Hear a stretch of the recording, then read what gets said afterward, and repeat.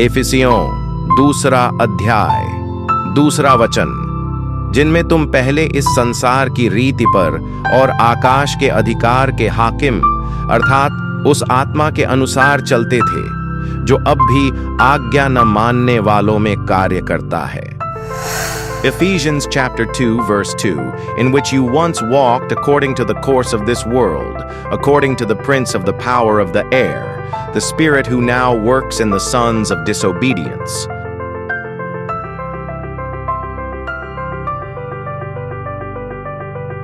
ये संकट के समय भी आज भी मेरे प्रिय लोगों, प्रभु यहाँ पर आपके लिए उद्धार रखा है। हो सकता है आज आपको भी शैतान तकलीफ दे रहा, हो सकता है परमेश्वर आपसे नाराज हो सकता है परमेश्वर ने क्या किया है, शैतान को आपको तकलीफ देने के लिए भेजा है। जैसे हमारा आज का विषय था आज्ञा ना मानने वालों में, आज भी वो काम करता है। अगर आप आज्ञा को नहीं मान रहे और शैतान आप में काम कर रहा है, शैतान परमेश्वर द्वारा भेजे गए हैं, तो आज भी उद्धार है। इस तकलीफ में, इस संकट में जो आप पड़े हैं, यहाँ से आप उबर सकते हो, उद्धार आज भी आपको मिल सकता है। लिखा है नंबर 1, मैं तुझे शिरोमणि बनाऊंगा। पुकार, मैं तेरे लिए क्या करूंगा, सुर को झुकाकर नीचे आ जाऊंगा। तब जब आसान रास्ता प्रभु दे रहा है तो क्यों कठिनाई में जाए? जब हमारा प्रेमी परमेश्वर हमें आशीष देना चाहता है तो क्यों हम शैतान के हाथ तले जाकर नाश हो जाए? आज मौका है इसके लिए। जितने लोगों के जीवन में आज शैतान का कार्य हो रहा है आज्ञा नहीं मानने की वजह से, आज आपके पास मौका है। उद्धार आज भी है। आज क्या करना, प्रभु के सामने नम्र होकर कबूल करके उस सब गलत काम को छोड़ के प्रभु को ये बोलना, प्रभु आज से मैं आज्ञा का उल्लंघन करने वाला नहीं, आज्ञा को मानने वाला होगा, ताकि शैतान नहीं मुझ में परमेश्वर की आत्मा काम करे। हालेलुया। विषय का नाम क्या है? आज्ञा ना मानने वालों में कार्य करता है।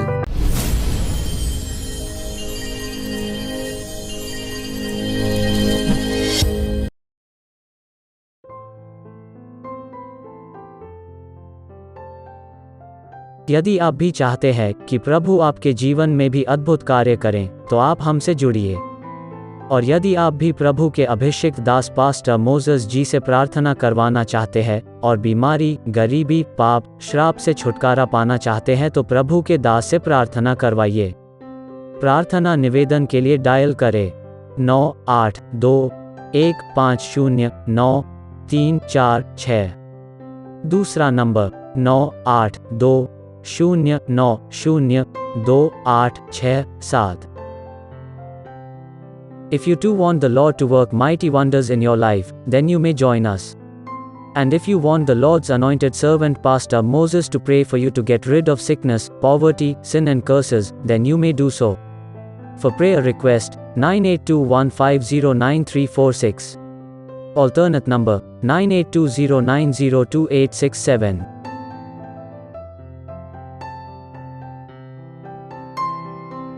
जाएगा। विषय का नाम आप लोग लिख सकते हैं। एक अच्छा विषय प्रभु ने मेरे सामने रखा हुआ है। मैं चाहूँगा, आपसे विनंती पहले ही कर देता हूँ कि जो विषय होगा उसको ध्यानपूर्वक सुनना, क्योंकि एक महत्वपूर्ण, बहुत ही महत्वपूर्ण विषय है। देखो, एक है परमेश्वर, दूसरा है शैतान।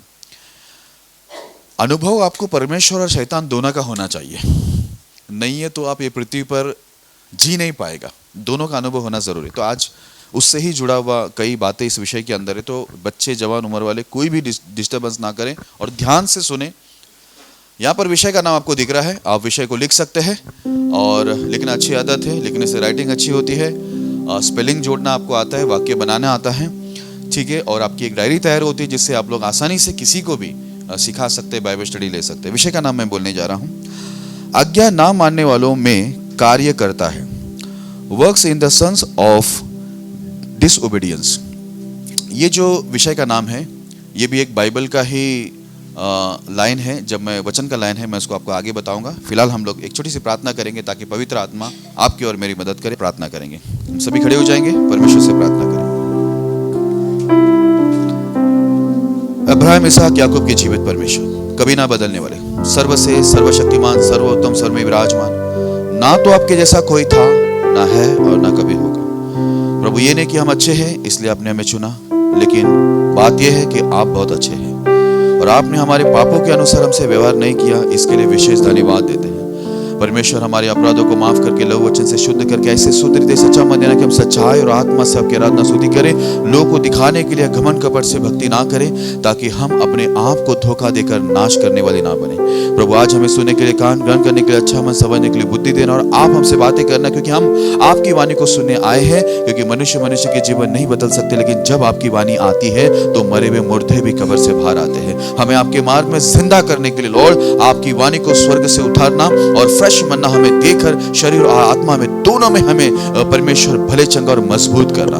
परमेश्वर जितने भी शैतानी ताकतें हमें नींद लाती है, सुस्ती लाती है, ध्यान भटका दे, सभी गंदी दुष्ट आत्माओं को प्रभु यीशु के नाम में बांध के दूर करना, और सबको पवित्र आत्मा की अगुवाई में लेके सारा ध्यान आपके ऊपर बनाए रखना, सभी के प्रश्न का उत्तर देना। जब हम यहाँ से लौटे खाली हाथ न लौटे, भरपूरी के साथ चंगाई, मुक्ति, पवित्र आत्मा, अभिषेक, वरदान, सामर्थ पाकर एक गवाही बन के लौटे, ताकि अन्य जाति जो अंधकार में पड़े हुए हमारी गवाहियों को सुनकर वो भी आप पर विश्वास करें, आपके आगे घुटने टेके, वो भी आपकी महिमा करे, वो भी आपके लिए गवाही बने। ऐसा प्रभु एक भरपूरी के साथ हमें लौटाना। प्रभु मैं खुद को आए हुए सभी को आपके हाथों में देता हूँ। अच्छे एक्सप्लेन करने में पूरे पवित्र आत्मा की मदद मिले, और हर एक शब्द आपके हो प्रभु, और हर एक शब्द सबके जीवन को बदले। ऐसा हम प्रार्थना करते हैं, आप ऐसे ही करेंगे। धन्यवाद। मैं खुद को आए हुए सभी को आपके हाथों में देते हुए विश्वास से प्रार्थना महान परमेश्वर प्रभु यीशु के नाम में करते हैं, आमीन।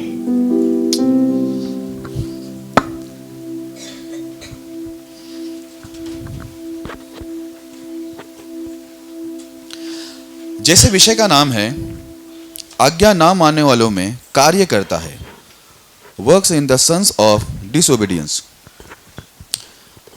इंग्लिश में सन्स आया हुआ है और हिंदी में नहीं है, यानी बच्चों को सन्स बोलते, प्रभु के बच्चों को। ठीक है, कोई बात नहीं, लेकिन हिंदी और इंग्लिश में कुछ बातें ये हो जाती है, ट्रांसलेट का प्रॉब्लम है, पर कोई बात नहीं, मैं आपको सब समझा दूंगा। इस विषय को समझने के लिए हम लोग बड़े ध्यान के साथ एक वचन को पढ़ेंगे, इफिसियों की पुस्तक 2 अध्याय उसका 2 वचन। जिनमें तुम पहले संसार की रीति पर और आकाश के अधिकार के हाकिम अर्थात उस आत्मा के अनुसार चलते थे, जो अब भी आज्ञा न मानने वालों में कार्य करता है। हालेलुया।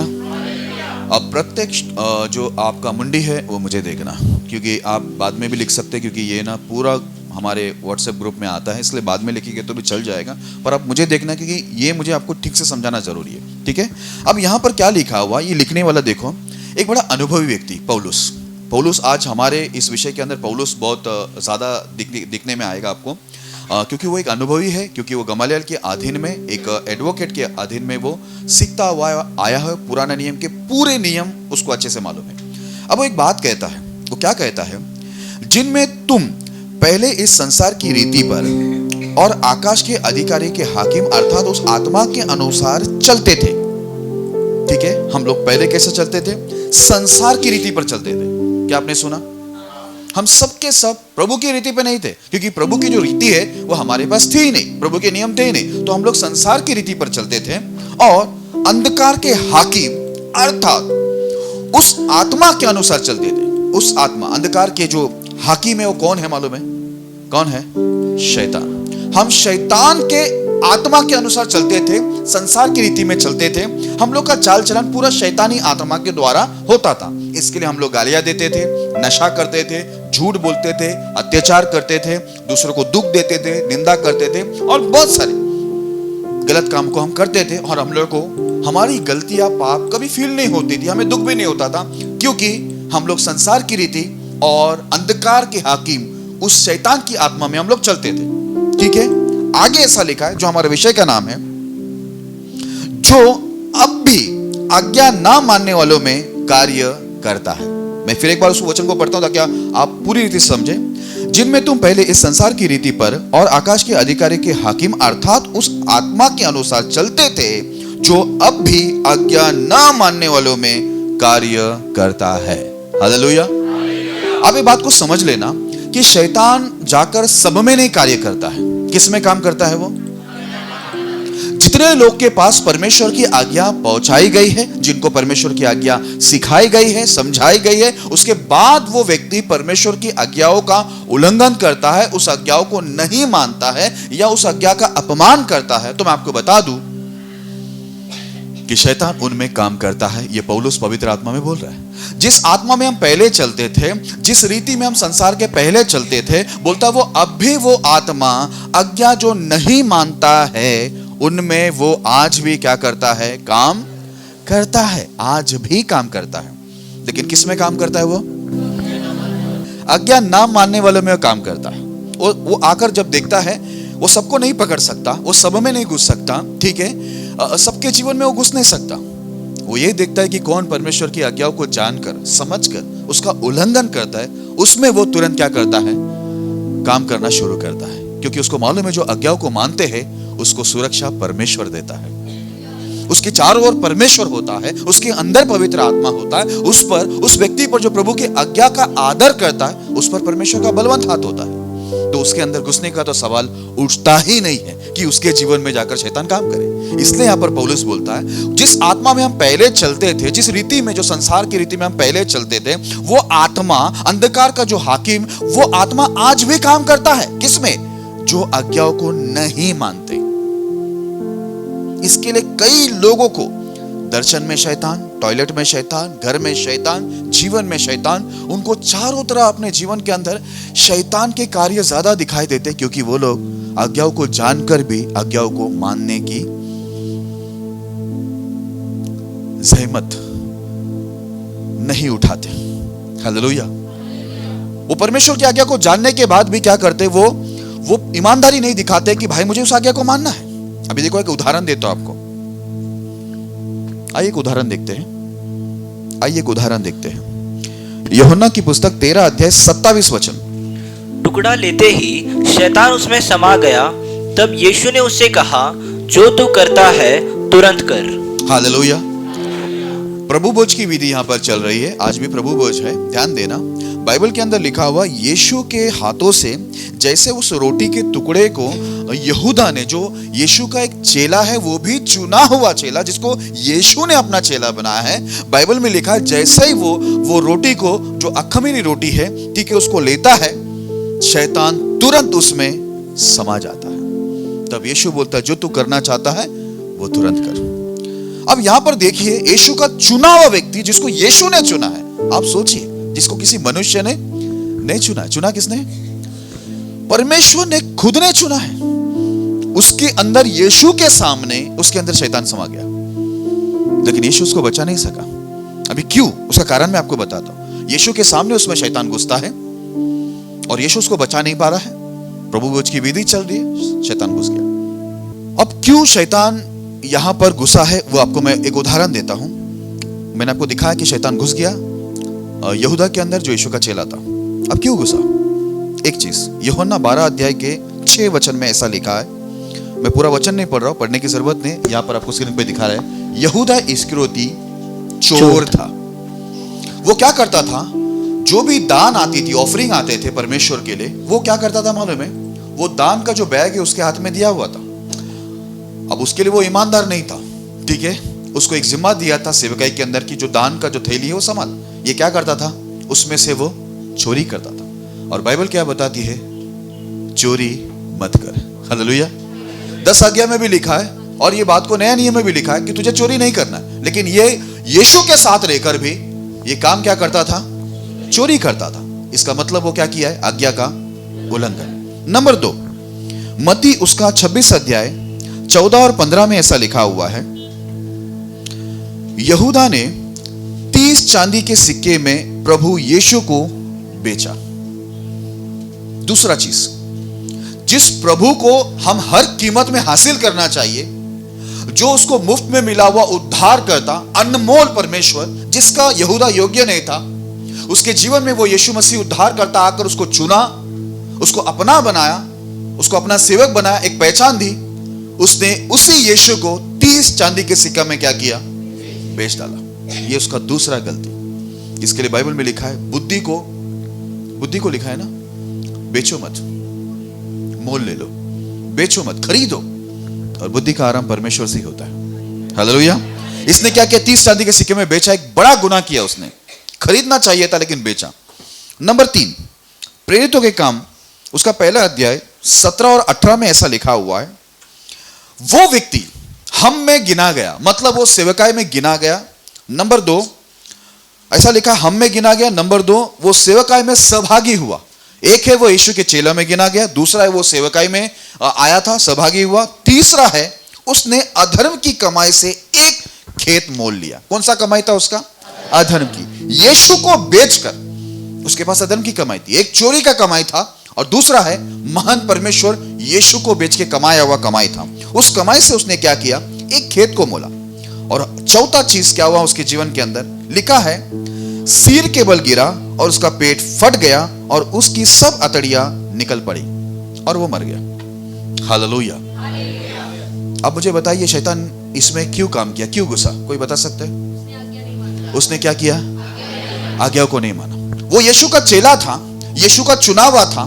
यीशु के सामने उसमें शैतान घुसा, यीशु के सामने शैतान उसको लेके गया। वो फांसी लिया, ऊपर से नीचे गिरा और वो उसकी पेट फटा, अतड़ियां बाहर निकली, वो मर गया। यीशु कुछ नहीं कर सका क्योंकि यीशु के साथ इतने साल रहने के बाद भी, इतना वचन सुनने के बाद, इतना अद्भुत चमत्कार देखने के बाद, जो अद्भुत काम यीशु के टाइम हो रहा था वो बड़े अद्भुत था नजारा।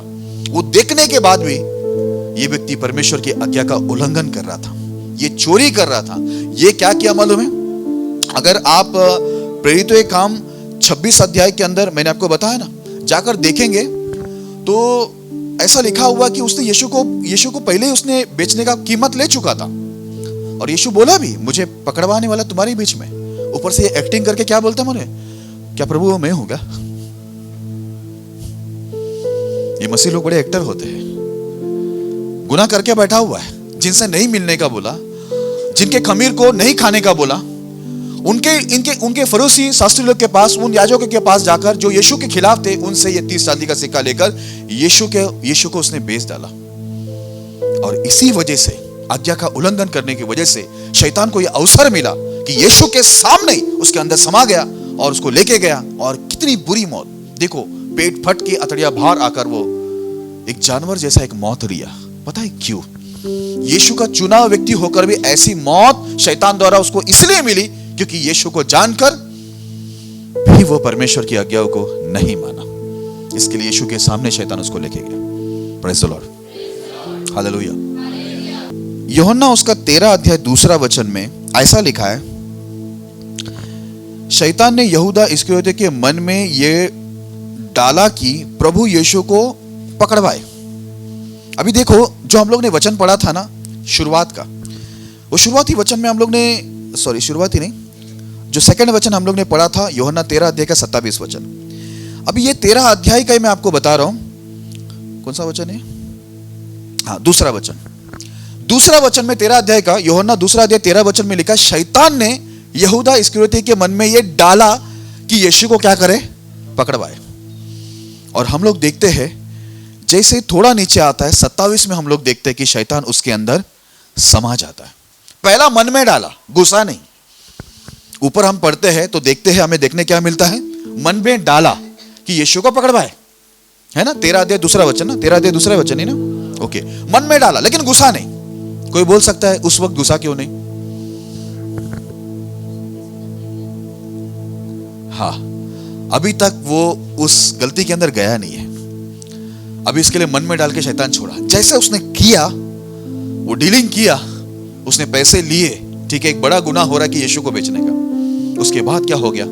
अब देखा कि शैतान ने ये परमेश्वर की आज्ञा का उल्लंघन तो वैसे भी कर रहा है, चोरी भी किया, ऊपर से अभी यीशु को भी बेच दिया है। अब मेरे सामने पूरा खुला मैदान है, इसको आसानी से मैं यीशु के सामने ही लेके जाकर सत्यानाश कर सकता हूं, मार सकता हूं, क्योंकि चोर चोरी करने, घात करने और नाश करने आया, यीशु ने कहा। और क्या किया? शैतान यीशु के सामने से इसके अंदर समा गया और उसको लेके जाकर बुरी मौत दिया। पेट फट के अतड़ियां निकल गई और वो मर गया। हालेलुया। ये चीज थी, वो मन में डाला, हमारा काम था। कभी भी याद रखना, शैतान हमारे मन में यदि कोई भी बातों को डालता है, यीशु के नाम से उसे हटा देना हमारा काम है, उसे पूरा करना हमारा काम नहीं। जब दाऊद के मन में भी गलत भावना आई थी उस स्त्री को देखकर, उसका काम था प्रार्थना करके उस गलत भावना को हटाना, क्योंकि उसने कुछ गलत देख लिया था। लेकिन हटाने के बदले उसने क्या किया? देखने के बाद जो विचार उसके मन में आया उसने जाके पूरा किया। और उसका परिणाम क्या हुआ? उसके मरते दम तक परमेश्वर का कहर, प्रभु का दंड उसके पर बना रहा। हालेलुया। इसके भी मन में डाला, इसने जाकर पूरा किया। और फिर क्या हुआ, शैतान को यह अवसर मिला कि इसने आज्ञा का उल्लंघन किया। जो पहला वचन हमने पढ़ा, जो विषय का नाम है, अब भी वो आज्ञा ना मानने वालों में कार्य करता है। फिर चाहे आप पास्टर हो, यीशु का चुना हुआ हो, अभिषेक हो, पुराना विश्वासी हो, 20 साल का विश्वासी हो, शैतान को कोई मायने नहीं रखता है। अगर आप आज्ञा का उल्लंघन करते हैं तो वह अब भी आप में कार्य करने के लिए वो ताकतवर है। हालेलुया। चलो आगे बढ़ते हैं। पॉइंट है, यहां पर लिखा है, जैसे ही कोई व्यक्ति परमेश्वर की आज्ञाओं का उल्लंघन करता है, तुरंत शैतान उनमें अपना कार्य करने के लिए आता है। एक व्यक्ति कोई भी परमेश्वर का आज्ञा का उल्लंघन करता है, कोई भी व्यक्ति क्यों ना, शैतान तुरंत उधर आ जाता है उसमें कार्य करने के लिए। क्योंकि शैतान जो परमेश्वर की आज्ञा मानता है वहां पर वो कार्य कर नहीं सकता, लेकिन जैसे वो देखता है कि कोई तो आज्ञा का उल्लंघन किया, तुरंत आता है। उसका मैं सबूत देता हूं। एक वचन पढ़ना, यहूदा की पुस्तक उसका पहला अध्याय 9 वचन। परंतु प्रधान स्वर्गदूत मिकाएल ने जब शैतान से मूसा के शव के विषय में वाद विवाद किया तो उसको बुरा भला कह के दोष लगाने का साहस न किया, पर यह कहा, प्रभु तुझे डांटे। हाँ, अब आपको मालूम है जब मूसा मर गया, मूसा क्यों मरा था? हाँ, क्योंकि उसने क्या किया, परमेश्वर को एक आज्ञा दिया था कि चट्टान से बात कर पानी निकलेगा। ठीक है, उससे अनजाने में हुआ ये गलती, क्योंकि पहला परमेश्वर उसको बोला था चट्टान पे मार, पहली बार, लेकिन दूसरी बार मारने को नहीं बोला, दूसरी बार बात करने को बोला कि तू आज्ञा देगा और चट्टान से पानी निकलेगा। लेकिन उसने क्या किया, तुरंत जाकर लाठी लेकर उसने चट्टान पे मार दिया। और इस वजह से परमेश्वर उस पर क्रोधित हुआ, हारून पर भी क्रोधित हुआ और बोला, तुम लोग ने लोगों के बीच में मेरी महिमा नहीं की। इस वजह से परमेश्वर बोला, तू कनान देखेगा नहीं, तू भी नहीं, मूसा भी नहीं, हारून भी नहीं। इस वजह से उसको वहां पर मरना पड़ा। अब शैतान उधर था, इन लोग की यात्रा के अंदर शैतान भी उनके पर निगरानी रखा हुआ था। और जैसे देखा कि उससे एक गलती हुई है और प्रभु उसको अभी मार रहा है, उसको कनान दे रहा नहीं, हालांकि उसने गलती से किया, परमेश्वर उसको अगला मौका भी दिया है कि वो कनान को देख चुका है और बाद में वो आने वाला भी है इस्राएल के लिए प्रचार करने के लिए, क्योंकि वो अनजाने में गलती किया, लोगों का दबाव था, गड़बड़ी थी, इस वजह से उससे गलती हुआ। क्योंकि पहला बोला गया था कि मारो चट्टान पे, दूसरी बार बोला कि बात करो, इसमें वो कंफ्यूज हो गया और उससे गलती हो गई। लेकिन परमेश्वर क्या है, न्यायी है, वो छोड़ता नहीं किसी को भी। मूसा जैसा कोई सेवक नहीं हुआ। मूसा परमेश्वर के आमने सामने बात करने वाला व्यक्ति था। परमेश्वर खुद उसकी गवाही दिए कि उसके जैसा कोई नहीं है। मैं सबसे दर्शन में बात करता हूं, लेकिन मूसा के साथ मैं आमने सामने बात करता हूं। व्यवस्था को लाने वाला मूसा ही था, लेकिन परमेश्वर मूसा को भी मारा, बोला तुझे मरना पड़ेगा। वो पहाड़ पे चढ़ा, मरा। जब वो मरा, शैतान ने बोला अब ये शव मुझे चाहिए, क्योंकि मूसा से आज्ञा का उल्लंघन हुआ। वो किसी का शव नहीं मांगा। आप पूरा बाइबल पढ़ के देखना, शैतान ने किसी का भी शव नहीं मांगा, यीशु का भी नहीं मांगा, किसी का नहीं मांगा। मूसा का क्यों मांगा? क्योंकि मूसा से क्या हुआ था, गलती हुआ था और वो जानता था कि अगर मूसा का शव मेरे हाथ में आता है, लाश मेरे हाथ में आता, तो मैं क्या करूंगा इस लाश का? इसका मैं एक समाधि बनाऊंगा, लोग आकर इधर पूजा पाठ करेंगे और लोग बिगड़ जाएगा। लोगों को भटकाने के लिए उसका वो लाश मांग रहा था, वो भी उसकी गलती की वजह से। वाद विवाद, उधर लिखा है वाद विवाद हुआ, विवाद हो गया। लेकिन स्वर्गदूत क्या किया, उसकी लाश को नहीं दिया और बोला परमेश्वर तुझे डांटेगा। हालेलुया।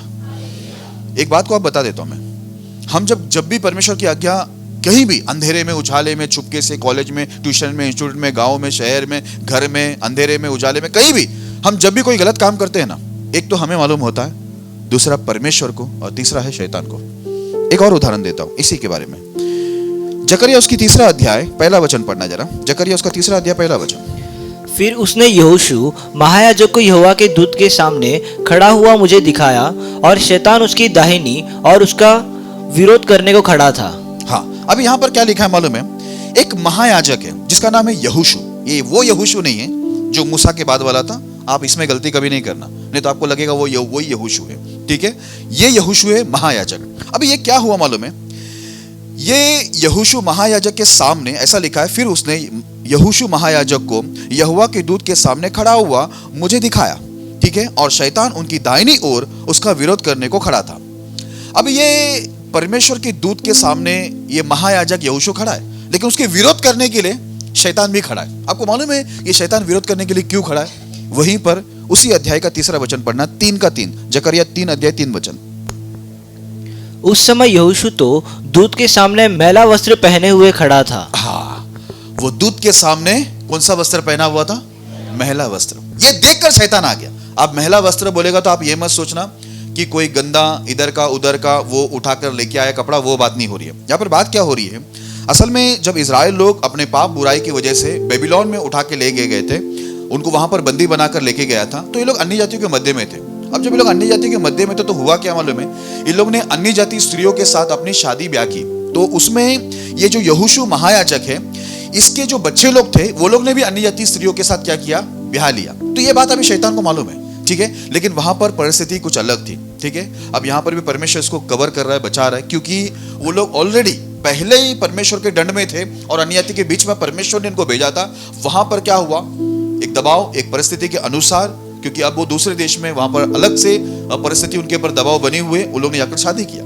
लेकिन शैतान वहां पर भी इन लोगों को देखने को खड़ा था, बोला नहीं नहीं, तेरा वस्त्र कैसा मालूम है, इस वक्त तू भले ही महायाजक है, लेकिन तेरे बच्चे लोगों ने क्या किया, अन्य जाति स्त्रियों से शादी किया, तेरा कपड़ा मैला है। इसके लिए वो विरोध करने आया। मैंने आपको बताया ना, हमारा पाप एक तो अंधेरे में कहीं भी हो हमें पता होता है, दूसरा परमेश्वर को पता होता है, तीसरा शैतान को। तुरंत आ गया महायाजक को विरोध करने के लिए। महायाजक है, बोला तेरा वस्त्र गंदा है, तेरे बच्चे लोग ने अन्य जाति स्त्रियों से शादी किया है।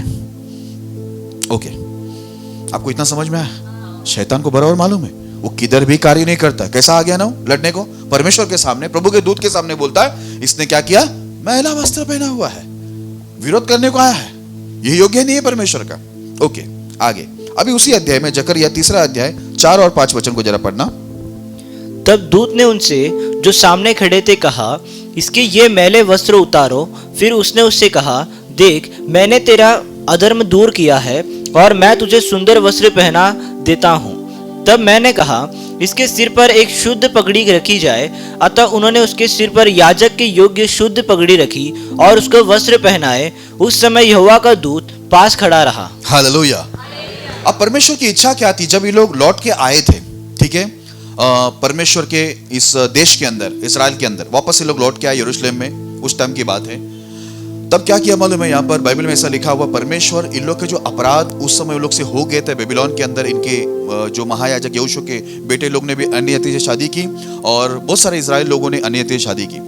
अब परमेश्वर क्या कर रहा है, उस गलती को, उस अपराधों को माफ कर रहा है जो एक दबाव से उनके ऊपर ये आई थी पाप, ठीक है, उन लोगों ने अन्य जाति के साथ अपने रिलेशन बनाए। जब शैतान उनका विरोध कर रहा था कि इसका कपड़ा मैला है, इसके बच्चे लोग ने अन्य जाति से शादी किया है, तब परमेश्वर ने क्या किया मालूम है, उधर लिखा हुआ है, परमेश्वर तुरंत आदेश दिया, प्रभु का दूत बोला, इसका जो गंदा वस्त्र को उतारो, इसके अधर्म को मैं दूर करता हूं और इसको मैं क्या करूंगा, एक सुंदर वस्त्र पहनाऊंगा। ठीक है, आगे ऐसा लिखा है, तब मैंने कहा, इसके सिर पर एक शुद्ध पगड़ी रखी जाए। अतः उन्होंने उसके सिर पर याजक के योग्य शुद्ध पगड़ी रखी और उसके वस्त्र पहनाए। उस समय यहोवा का दूत पास खड़ा रहा। ठीक है, अब उसको पगड़ी भी शुद्ध वाला पहना, वस्त्र भी शुद्ध वाला पहना। इस प्रकार परमेश्वर ने क्या किया, यहोशू महायाजक के अधर्म को दूर किया। हालेलुया, क्योंकि परमेश्वर को उसको बचाना था। देखो अभी इन लोग का जो परिस्थिति थी, ये लोग, मैंने आपको बताया ना, ये पहले ही दंड में थे, ये लोग बंदी में थे, ये लोग अन्य जाति के मध्य में कई दबाव के अंदर थे और इनसे मिस्टेक हुई। इनके बच्चे ने, महायाजक यहोशू के बच्चे लोगों ने भी और भी बहुत से इजराइल लोगों ने अन्य जाति के साथ शादी किया, लेकिन परमेश्वर इनको बचाना चाहता था। इसके लिए क्या किया, उनके अधर्म को दूर करके उनके मैले वस्त्रों को शुद्ध में बदला, पगड़ी भी उनको शुद्ध पहनाए, लेकिन वहां पर छोड़ा नहीं। परमेश्वर उनको बताया शैतान से बचना है तो करना क्या है। देखो उसी अध्याय में जकरिया का 3 अध्याय का 6 और 7 वचन पढ़ना। जकरिया 3 अध्याय 6 और 7 वचन। तब यहोवा के दूत ने यहोशू को चिताकर कहा, सेनाओं का यहोवा तुझसे यह कहता है, यदि तू मेरे मार्गों पर चले और जो कुछ मैंने तुझे सौंप दिया है उसकी रक्षा करे, तो तू मेरे भवन का न्यायी और मेरे आंगनों का रक्षक होगा, और मैं तुझको इनके बीच में आने जाने दूंगा जो पास खड़े हैं। हालेलुया, ध्यान देना, उसका अधर्म को दूर करके उसके मैले वस्त्र को परमेश्वर बदलकर अच्छे वस्त्र पहनाया, शुद्ध पगड़ी शुद्ध वस्त्र पहनाकर। ऐसा छोड़ा नहीं, बोला देख शैतान विरोध करने आया है। ये शैतान कार्य करता है किसमें, आज भी उनमें काम करता है जो आज्ञाओं को जानने पर भी नहीं मानते। इसके लिए वहां पर परमेश्वर उसको अधूरा नहीं छोड़ा कि कपड़ा पहनाया बोला जा, ऐसा नहीं बोला। शुद्ध कपड़े पहनाकर, शुद्ध पगड़ी पहनाकर बोला। उसका दूत बोलता है, देखो कैसा लिखा है, तब यहोवा के दूत ने यहोशू को चिताकर कहा, चिताकर, समझ रहे आप, उसको सावधान करते हुए कहा, सेनाओं का यहोवा तुझसे यो कहता है, यदि तू मेरे मार्गों पर चले। देखो क्या बोला, सेनाओं का यहोवा यो कहता है, यदि तू उसके मार्गों पर चले, जो कुछ मैंने तुझे सौंप दिया है उसकी रक्षा करे, मतलब प्रभु के नियमों का, तो ये तो बहुत जरूरी है। देन हम लोग ये देन तो ये सब याद रखने का, नहीं तो क्या होता है, बहुत सारे लोग क्या होता है कैलेंडर देखने जाते हैं, उसमें कैलेंडर में बहुत अच्छा बात लिखा रहता है, यहोवा तेरे पैरों को चट्टान पर दृढ़ करे, यही कैलेंडर मुझे चाहिए। कब दृढ़ करे वो अपने को मालूम नहीं, इसके लिए मैं आशीष कितना है वो मैं बाद में बताता हूं, थोड़ा बताता हूं, लेकिन आशीष कैसे पा सकते वो मैं ज्यादा बताता हूं, क्योंकि आशीष कैसे पा सकते वो जरूरी है। आशीष तो आने वाली है, उसमें कोई शक ही नहीं है ना, आने वाला तो है, लेकिन पाना कैसे उसको वो महत्वपूर्ण है। हालेलुया। एक व्यक्ति को मोबाइल दे दे या गाड़ी दे दे या एक रिमोट कंट्रोल दे दे कोई भी चीजों का चलाने का, लेकिन उसको चलाने नहीं आता है, तो वो सब चीजें उसके देकर फायदा नहीं ना, तो इसके लिए उसको चलाना सिखाना जरूरी है, फिर चीजें तो मिल जाएगी, फिर चलाएगा भी वो। हालेलुया। अब देखो उसको क्या बोला, चिताकर बोला, सेनाओं का यहोवा यो कहता है, यदि तू मेरे मार्गों पर चले और जो कुछ मैंने तुझे सौंप दिया है उसकी रक्षा करे, तो तू मेरे भवन का न्यायी और मेरे आंगनों का रक्षक होगा, और मैं तुझको इनके बीच में आने जाने दूंगा जो पास खड़े हैं। हालेलुया। अगर मेरे मार्गों पर चले, परमेश्वर की वाणी है, बोला अगर तू मेरे मार्गों पर चले और जो तुझे सौंपा है नियम तू उसकी रक्षा करे, तो बोलता है तू मेरे भवन का न्यायी होगा। नंबर 2 तू मेरे आंगनों का रक्षक होगा। नंबर 3 जो यहां पर खड़े हैं तू उसके बीच में आ जा सकेगा। Praise the Lord. बोला मेरे नियमों को मानना होगा, मेरे मार्गों पर चलना होगा, तो तुझे शैतान काम नहीं करेगा। तू मेरे भवन के अंदर रहेगा, तू मेरा व्यक्ति रहेगा, मेरे लोग के बीच में तू आ जा सकेगा, तुझ में शैतान काम नहीं करेगा। क्योंकि शैतान देख विरोध करने क्यों आया, क्योंकि तेरे मैले कपड़े उसे दिखाई दिए, तेरे गुनाह दिखाई दिए, कि तुझ में गलती दिखाई दी, इसलिए शैतान विरोध करने आया। फिर भी मैं तुझे शुद्ध करके एक अवसर देता हूं कि तू दोबारा आगे से क्या कर, मेरे मार्गों पर चल, जो सौंपा हुआ नियम विधि है तू उसको मान, तब तू क्या होगा, मेरे भवन के अंदर तू न्यायी होगा, मेरे आंगनों का रक्षक होगा, और मेरे लोग के बीच में तू क्या करेगा, आया जाया करेगा। Hallelujah, hallelujah. ओके, परमेश्वर ने क्या किया, शैतान उसका विरोध करने आया, यहोशू महायाजक का, उसकी गलती को देखकर बोला इसका कपड़ा मैला है। परमेश्वर उसको क्या किया, बोला मैं इसको शुद्ध कर देता हूं। शुद्ध करने के बाद बोला परमेश्वर ने तू मेरे मार्गों पर चल, तब मेरे आंगनों का न्याय होगा, मेरे भवन का न्याय होगा, और तू मेरे आंगनों का रक्षक होगा, और मेरे लोग के बीच में तू आया जाया करेगा। ये याद रख, मेरी आज्ञाओं को मान, तब शैतान तुझ में काम नहीं करेगा। हालेलुया। ये प्रभु उसको बताता है। ठीक है, अब आपको समझ में आ गया होगा कि जहां गलती होती है शैतान को यह समझ में आता है कि मुझे इसमें काम करना है। जहां प्रभु का आज्ञा का उल्लंघन होता है, अपमान होता है, वहां पर शैतान को समझता है मुझे यहां पर घुसना है, काम करना है। ओके, आपको मैंने मूसा का भी बताया और यहोशू महायाजक का भी बताया। आगे बढ़ते हैं, एक वचन को पढ़ते हैं, इफिसियों की पुस्तक उसका 4 अध्याय 26 और 27 वचन। इफिसियों की पुस्तक 4 अध्याय 26 और 27 वचन। क्रोध तो करो पर पाप मत करो, सूर्यास्त होने तक तुम्हारा क्रोध न रहे, और ना शैतान को अवसर दो। हालेलुया। ध्यान देना, हाँ यहां पर ऐसा लिखा है इस वचन के अंदर, क्रोध तो करो पर पाप मत करो, सूर्य अस्त होने तक तुम्हारा क्रोध न रहे, और ना शैतान को अवसर दो। अब यहां पर ध्यान देना, बाइबल के अंदर लिखा है क्रोध करो। अब स्कूल में होते हैं, टीचर को बच्चों पर क्रोध करना पड़ता है, मास्टरों को, और घर पे माँ बाप को बच्चों पर क्रोध करना पड़ता है। ऐसे कई जगह होते हैं, सुपरवाइजर होते हैं, मैनेजर होते हैं, बॉस होता है, उनको क्रोध करना पड़ता है। लेकिन यहाँ पर सीधा बोला है, जब तुम क्रोध करते तुम्हारी क्रोध में भी पवित्रता होनी चाहिए, नहीं तो इंसान क्या होता है, इधर क्या लिखा है, क्रोध करो पाप मत करो। एक इंसान क्रोध में क्या होता है, अनाप शनाप गालियां बकता है, बुरी बातें बोल देता है, ऐसी ऐसी बात बोलता है जो बाइबल के नियम के अनुसार उचित नहीं है, गंदे शब्द होती हैं, नहीं चाहिए वो होते हैं। तो इससे क्या हो जाता है, जिस होठ से आप प्रभु की स्तुति करते हैं, जिस होठ से आप प्रार्थना करते हैं, प्रभु को अब्बा पिता करके बुलाते हैं, वही होठ से आप क्या कर रहे हैं, गंदे शब्दों का भी इस्तेमाल कर रहे हैं। इसलिए लिखा क्रोध तो करो पर क्या मत करो, पाप। और पाप ही है आज्ञा का उल्लंघन। आज्ञा का उल्लंघन का मतलब ही होता है पाप। जहां पर आज्ञा का उल्लंघन होता है, कोई भी आज्ञा क्यों ना हो, जो आज्ञा टूट जाती है, आज्ञा का उल्लंघन होता है, उसे पाप बोला जाता है। इसलिए लिखा है क्रोध तो करो पर पाप मत करो, सूर्य अस्त होने तक तुम्हारा क्रोध ना रहे। और आगे जो है वो महत्वपूर्ण है, लेकिन मैं ये आपको बताया कि पाप क्या होता है। नीचे है, और ना शैतान को अवसर दो। शैतान को अवसर कब मिलता है? अभी आप बताइए, क्या समझा इतना टाइम में, फिर मैं आगे बढ़ता हूं। ठीक है, ये भी सही है। हाँ, आप बोलो। हाँ, जब हम आज्ञा का उल्लंघन करते हैं, आपको मालूम है ये आज्ञा है, ये करना, ये नहीं करना है। जब आप उस आज्ञा के दायरे को क्रॉस करते हैं, अभी मैंने देखो प्रचार के पहले बहुत सारा अनाउंसमेंट किया, और इसके पहले भी मैं अनाउंसमेंट करता, लेकिन बहुत सारे बच्चे लोग आज्ञा को सुनने के बाद भी क्या करते हैं, वो करने जाते हैं। फिर बाद में मुझे बोलना मत, शैतान आपको उठा लेगा। अब मेरे को जो बोलना था मैंने बोल दिया। अब ये मत सोचना कि पास्टर बोला है, नहीं, पास्टर के अंदर परमेश्वर की आत्मा काम कर रही है। आने वाला खतरा से बचने के लिए परमेश्वर की दास को रखा गया है कि बचाने के लिए। इसके लिए मैंने बोला ये मत करो, ठीक है। अब यहां पर क्या हुआ, लिखा शैतान को अवसर मत दो, क्योंकि बिना अवसर दिए मेरे प्रिय लोगों वो किसी में भी काम नहीं करता। इसलिए लिखा है, पहले हम उस रीति पर जो संसार की रीति चलते थे, अंधकार के हाकिम अर्थात वो आत्मा जो अब भी आज्ञा ना मानने वालों में कार्य करता है, वो कहीं भी जाके नहीं कार्य करेगा। अगर आप प्रभु की आज्ञाओं को ईमानदारी से मान रहे, आप उसका भय मान रहे, उसके वचनों का आदर कर रहे, तो मैं आपको बता दूं, शैतान अगर आपके आसपास 2 घंटा भी घूमेगा तो वो आपके अंदर घुस नहीं पाएगा। क्यों? क्योंकि आप उसके आज्ञा के अधीन में हैं। जब एक व्यक्ति परमेश्वर की आज्ञा के अधीन में रहता है, परमेश्वर उसके चारों ओर की चट्टान बनकर उसके साथ रहता है।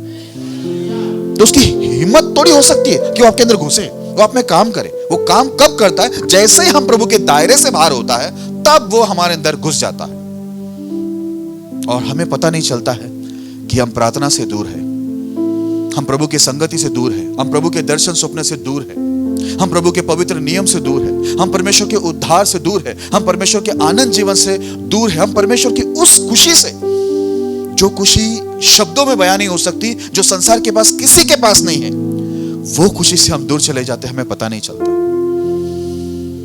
आपको मालूम है, मैं परमेश्वर में बहुत आनंदित हूं।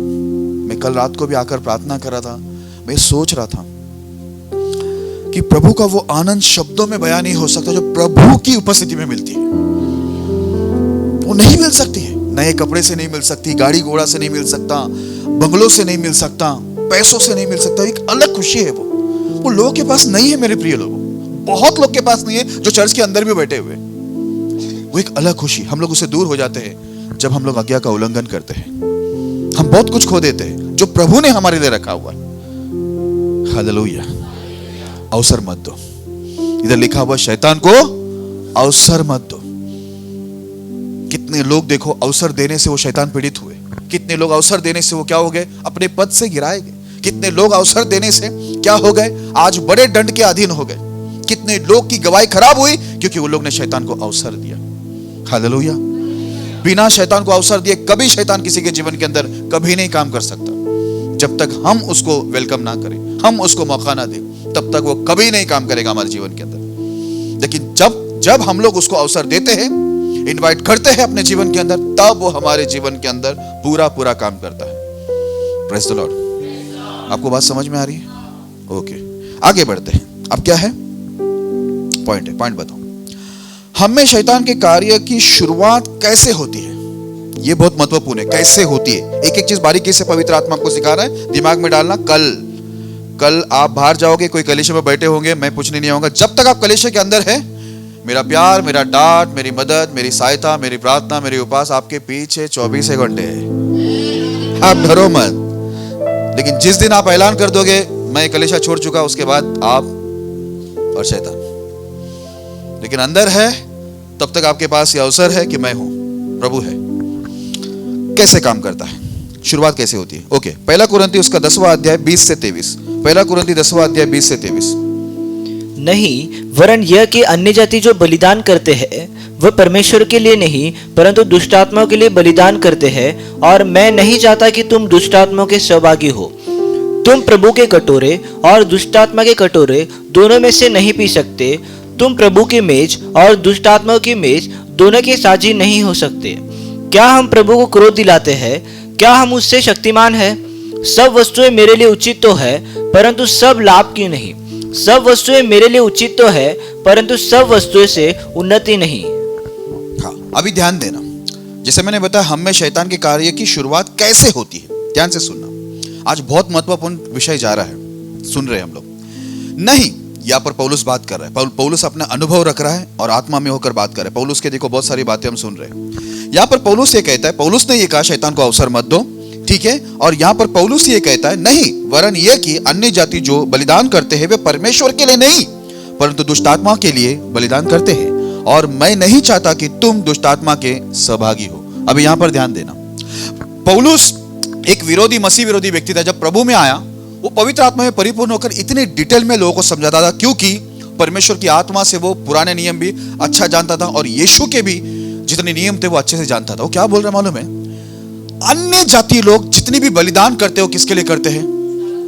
किसके लिए? और पौलुस क्या बोलता मालूम है? मैं नहीं चाहता कि तुम दुष्ट आत्मा के सहभागी हो। अभी आप बोलेगा हम कौन से उनके धार्मिक स्थल में जाकर कोई नारियल फोड़ रहे हैं या अगरबत्ती जला रहे या कुछ और भक्ति कर रहे? आप बोलेंगे ये बात। केवल वही तरीका नहीं है कि हम मूर्तों को पूजते हैं। अब आपको बताता हूं। अब इतना समझे कि एक व्यक्ति, जितने भी अन्य जाति वो जो बलिदान करते हो प्रभु को नहीं करते। इतना समझा आपको? वो लोग शैतान को करते, दुष्ट आत्मा को। और पौलुस बोलता मैं नहीं चाहता, पवित्र आत्मा में होकर बोलता मैं नहीं चाहता कि तुम भी उसके सहभागी हो। अभी होता क्या मालूम है? यहां पर जैसे हम प्रभु की आज्ञा के नियमों का उल्लंघन करते हुए कोई भी एक कपड़ा पहनते हैं जो संसार को आकर्षित करने के लिए, संसार को लुभाने के लिए होता है, आप किसको बलिदान दे रहे हो? आप किसकी इच्छा पूरी कर रहे हो? आप शैतान को बलिदान चढ़ा रहे हो। शैतान वहां पर खुश हो रहा है। आपके ये फटे पुराने गंदे स्टाइलिश टाइट फिटिंग जिससे कोई दूसरा आपकी ओर आकर्षित हो रहा है संसार, तो वहां पर वो एक बलिदान आप शैतान को दे रहे और शैतान को आप खुश कर रहे। देख मैं तुझे बलिदान दे रहा हूं, मेरा शरीर की नुमाइश करके, मेरे शरीर का तमाशा करके, मेरे शरीर को मैं एडवर्टाइजमेंट कर रही हूं, ठीक है, दूसरों को लुभाने के लिए, संसार को व्यभिचार के लिए उकसाने के लिए, ठीक है, आकर्षित करने के लिए। तो ये बलिदान किसको जा रहा है? प्रभु को जा रहा है। क्या आप समझे? आपका बाल हो, गाल हो, जूते हो, दाढ़ी हो, ठीक है, कुछ भी हो, कुछ चीज प्रभु ने कहा सुहाने वस्त्र। हम लोग जो ठीक ठाक संवरते हैं प्रभु के नियम के अधीन, वो प्रभु को ग्रहण होता है, बलिदान प्रभु को है। अब यहां पर बहुत सारे ऐसे लोग भी बैठे हुए, मैं बाइबल में एक वचन लिखा ना, यीशु ने कहा ना, ये देखते हुए भी नहीं देखते और सुनते हुए भी नहीं समझते। और हकीकत है, मैं एक लोग का भारी कपड़ा देखता हूं लेकिन अभी कुछ बोल रहा नहीं हूं कि उनको पहनने दो, अच्छे से पहनने दो, शैतान उनमें घुसने दो, अच्छे से घुसने दो। कैसे कैसे कपड़े पहन के घूमते हैं, लोग उनको जरूर देखेगा क्योंकि कपड़े अजीब रहते हैं। उनके कपड़े लोगों को आकर्षित करता है, मजबूर करता है कि उनको देखे। अब यहां पर देखो, मैं किसी को भी पूछूंगा तो XYZ कोई भी व्यक्ति जवाब दे सकता है। जब हम लोग देखते हैं, है ना, संसार में देखते कुछ अजीब कपड़ा दिखे, हमारा नजर जाता है नहीं जाता है? क्योंकि वो हमको अलग दिख रहा है, कुछ तो अजीब दिख रहा है, इसके लिए हमारा नजर जाता है। इसको बोलते हम लोग बलिदान किसको कर रहे हैं मालूम है?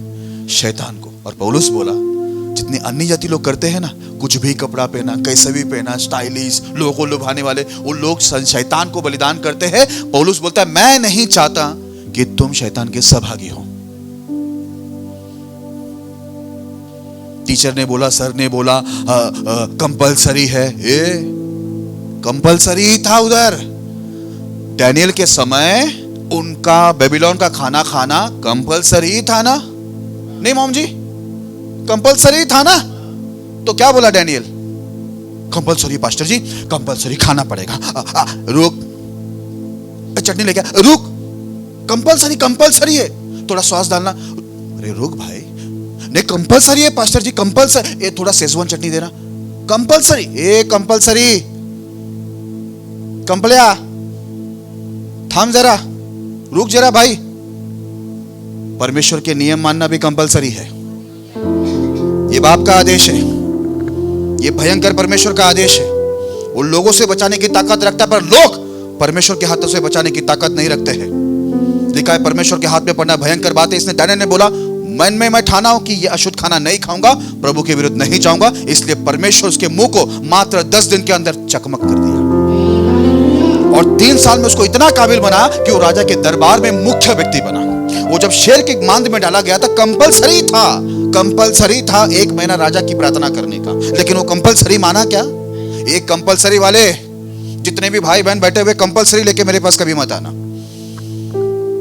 हमको आपको चुना ही गया है कि संसार के अंदर जितने भी कंपलसरी है ना उसको बदलने के लिए, उसके लिए खड़े हम लोग। हमारी सोसाइटी में बहुत कुछ होता है कंपलसरी, लेकिन नहीं मानते उसे बदलने के लिए, उसे तोड़ने के लिए तो प्रभु ने हमें चुना है कि प्रभु को हम महिमा दे। कंपलसरी है पास्टर जी, कंपलसरी।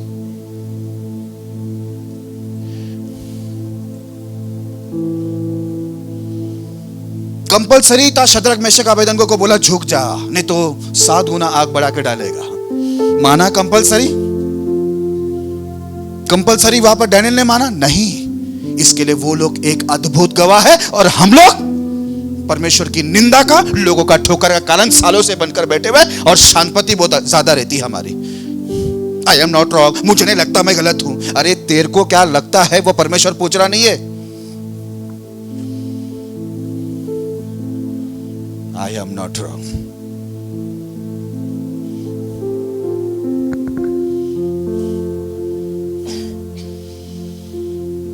कंपलसरी।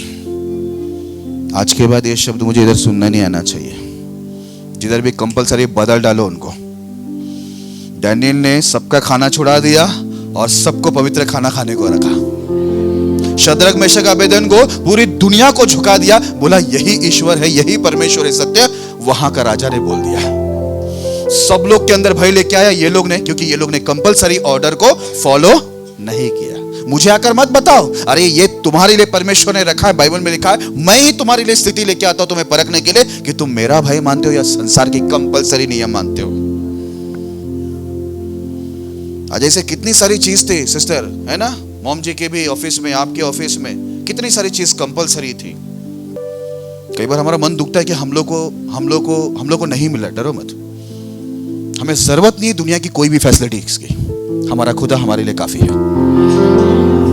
हमारा परमेश्वर तब से लेके अभी तक हमको चला है। जंगल में क्या था वहां पर बनाने के लिए? कुछ नहीं, आकाश से खाना आ रहा था। पाइपलाइन नहीं थी उधर, चट्टान से पानी आ रहा था। उनको सुरक्षा देने के लिए कोई वॉचमैन नहीं खड़ा किया गया था, उनका सुरक्षा देने वाला परमेश्वर था। जंगल के बीच में रेगिस्तान से गुजरते समय दिन के कड़ी धूप के अंदर परमेश्वर उनके लिए, उनके पास छाता नहीं था, परमेश्वर उनके सबके लिए बादल बन के आता था। वो है हमारा परमेश्वर। तुम्हारा कंपलसरी गया साइड में यार। आज के बाद ये कंपलसरी सुनना ही नहीं। अरे सीधा बोलना। गॉड देख रहा है बेटा, गॉड देख रहा है। तुम्हारा परमेश्वर तुमको देख रहा है कि तुम में डैनियल, शद्रक, मेशक, अबेदनगो जैसा गुण है या नहीं देख रहा है। गवाह तो परमेश्वर आपको और मुझे भी बनाना चाहता है। बस बनना नहीं बनना आपके और मेरे हाथों में। डैनियल, शद्रक, मेशक, अबेदनगो के बारे में बाइबल में इसलिए लिखा है ताकि हम लोग उसको देखकर आदर्श माने और उनसे सीखकर हम भी वो गवाह बनकर परमेश्वर की आशीष पाए। इसके लिए लिखा है। नाही त्यांना वाईट वाटेल ना त्याचा म्हणून मी करून घेतलंय। आणि देवाला वाईट वाटत तर शैतान घुसून जाता ना, मग कोण करायचा, कोण उपास करायचा? रिकॉर्डिंग होतंय त्याच्यामुळे हिंदी मध्ये सांगावं लागेल मला। बोलते हैं कि नहीं उनको बुरा लगेगा ना इसलिए मैंने कर ली, फिर शैतान घुस गई, फिर उपास कौन करेगा भाई तुम्हारे लिए? निकल जा बोल के हमारा पूरा एनर्जी, ये पानी ला रे, थोड़ा सा पानी पियो, उपास करके निकालो, हमारा काम बढ़ जाता है इधर। किसको बुरा लग रहा है वो आपको देखने की जरूरत नहीं। एक ही हमेशा ध्यान में रखना कि प्रभु को कभी बुरा ना लगे। ओके, शुरुआत ऐसी होती है। पौलुस बोलता है जो बलिदान अन्य जाति करता है, वो अन्य जाति जो करते हैं बलिदान, वो शैतान के लिए करते हैं। मैं प्रभु में सच में बोलता हूँ, मेरे भाई लोग बहन लोग सुन के लेना, मैं कभी भी मुझे कपड़े के बारे में पास्टर ने प्रचार नहीं किया है। अक्का बैठी हुई यहाँ पर, स्वर्ता अक्का जी, आप पूछ सकते हो उनको, पास्टर ने कभी मुझे कपड़े के बारे में बोला नहीं। लेकिन पवित्र आत्मा शास्त्र पढ़ते समय ये समझ आई कि कपड़े कैसे होने चाहिए, बातें कैसे होनी चाहिए, व्यवहार कैसे होना चाहिए। ये सब मुझे परमेश्वर की आत्मा से सीख मिली, शास्त्र से, उनके नियमों से सीख मिला। इसलिए मैं बात करने में, देखो बात करने में अच्छा हो गया, कपड़ों में अच्छा हो गया, स्वभाव में अच्छा हो गया। लोग मुझे देखते बोलता है स्वभाव में बहुत अच्छे इंसान बन गया, प्रभु ने बनाया है। हालेलुया, ये होनी चाहिए। इसके लिए याद रखना, जब भी हम कुछ गलत काम करते, गंदे काम करते, गंदे कपड़े पहनते हैं, गंदे स्टाइलिश करते हैं, याद रखना उस सब बलिदान किसको जा रहा है मालूम है? शैतान को। ये पहली चीज। ओके, आगे लिखा है तुम प्रभु के कटोरे और दुष्ट आत्मा के कटोरे दोनों में से नहीं पी सकते। तुम प्रभु की मेज और दुष्ट आत्मा की मेज दोनों के साझी नहीं हो सकते।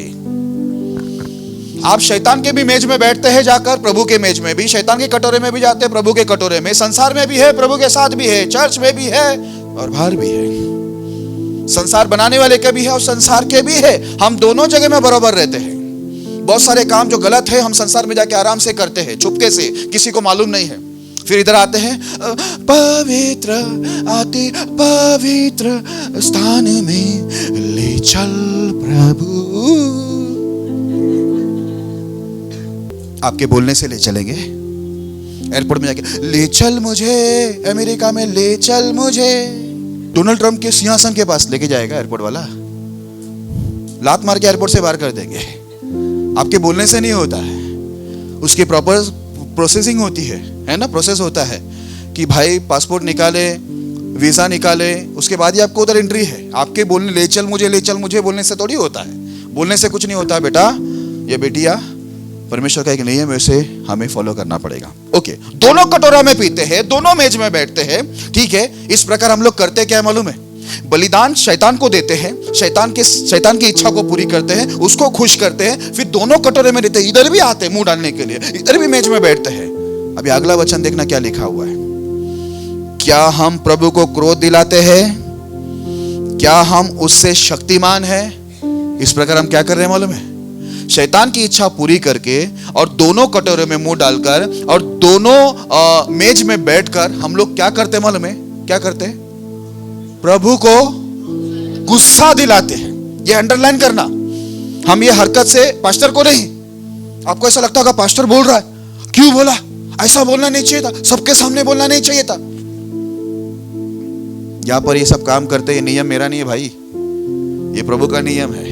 हम शैतान को जब प्रसन्न करते हैं, दोनों जगह में मुंह डालते, दोनों मेज में बैठते हैं, तो परमेश्वर को गुस्सा दिलाता। और यहाँ पर पवित्र आत्मा क्या बोल रहा है मालूम है पौलुस के द्वारा? क्या हम उनसे ज्यादा, परमेश्वर ज्यादा शक्तिमान है कि उनसे लड़ने की कोशिश कर रहे हैं? क्या? नहीं। सोदूत लड़ना चाहा, हुआ नहीं, बेकार का वो लोग नाश हो गए। आगे ऐसा लिखा है, अभी देखना, सब वस्तु मेरे लिए उचित तो है परंतु लाभ की नहीं। हमें सब चीज क्या लगता है? ये भी करना उचित है, वो भी ड्रेस पहनना उचित है, ये भी स्टाइल करना उचित है, इनसे भी मिलना उचित है, उनको भी खुश करना उचित है, सब करना उचित है। लेकिन लाभ नुकसान कुछ समझ में आता है? जो चीज में कोई लाभ ही नहीं है, आप जा रहे क्यों है? जो चीज में कोई लाभ मिलता ही नहीं, वो पहन रहे क्यों है? वो स्टाइल क्यों अपना रहे जो चीज में लाभ नहीं है? बोलते उचित लगता है लेकिन लाभ नहीं। आगे लिखा, सब वस्तु मेरे लिए उचित तो है परंतु सब वस्तुओं से उन्नति नहीं।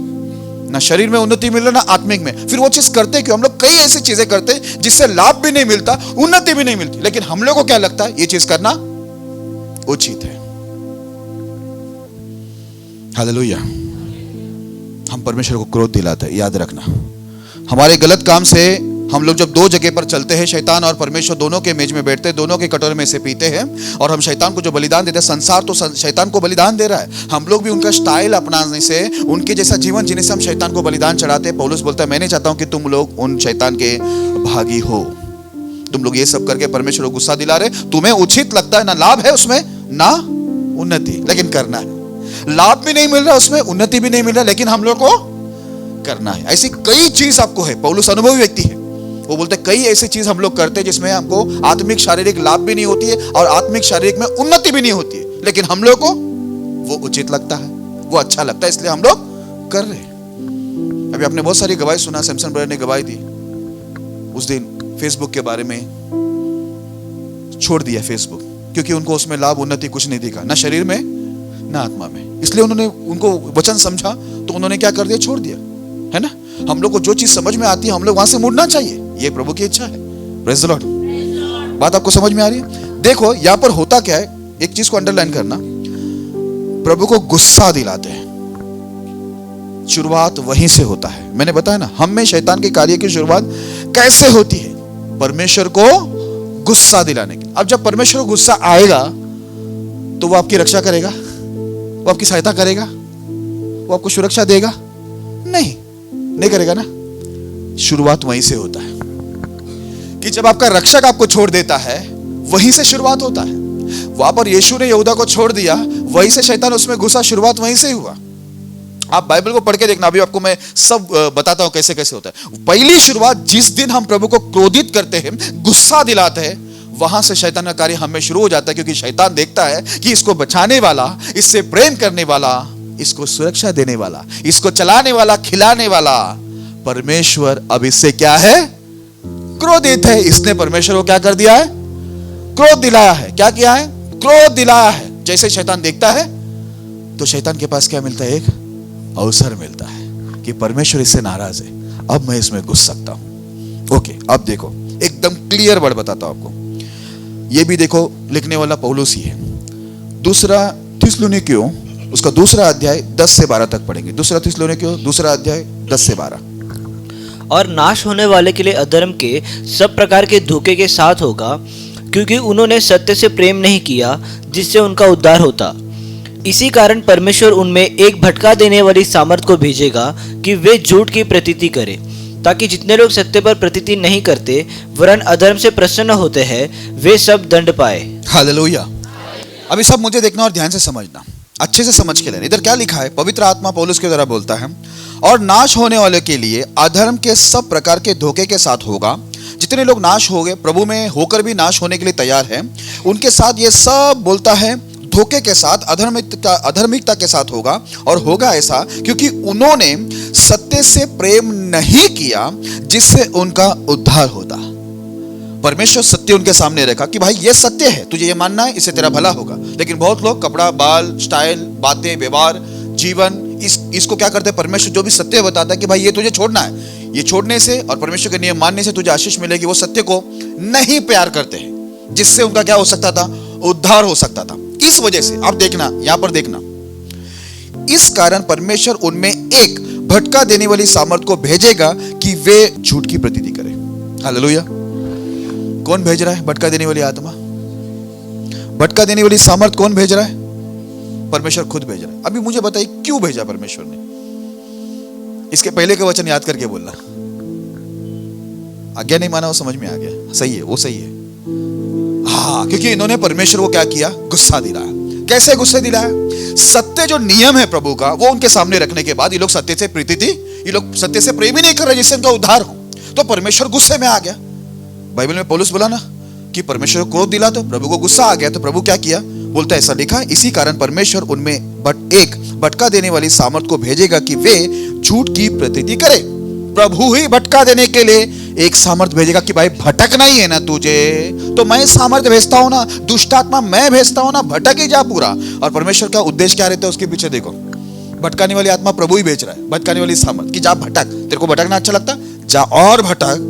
आगे क्या लिखा है, ताकि जितने लोग सत्य पर प्रतीति नहीं करते वरन अधर्म से प्रसन्न होते हैं, वे सब दंड पाए।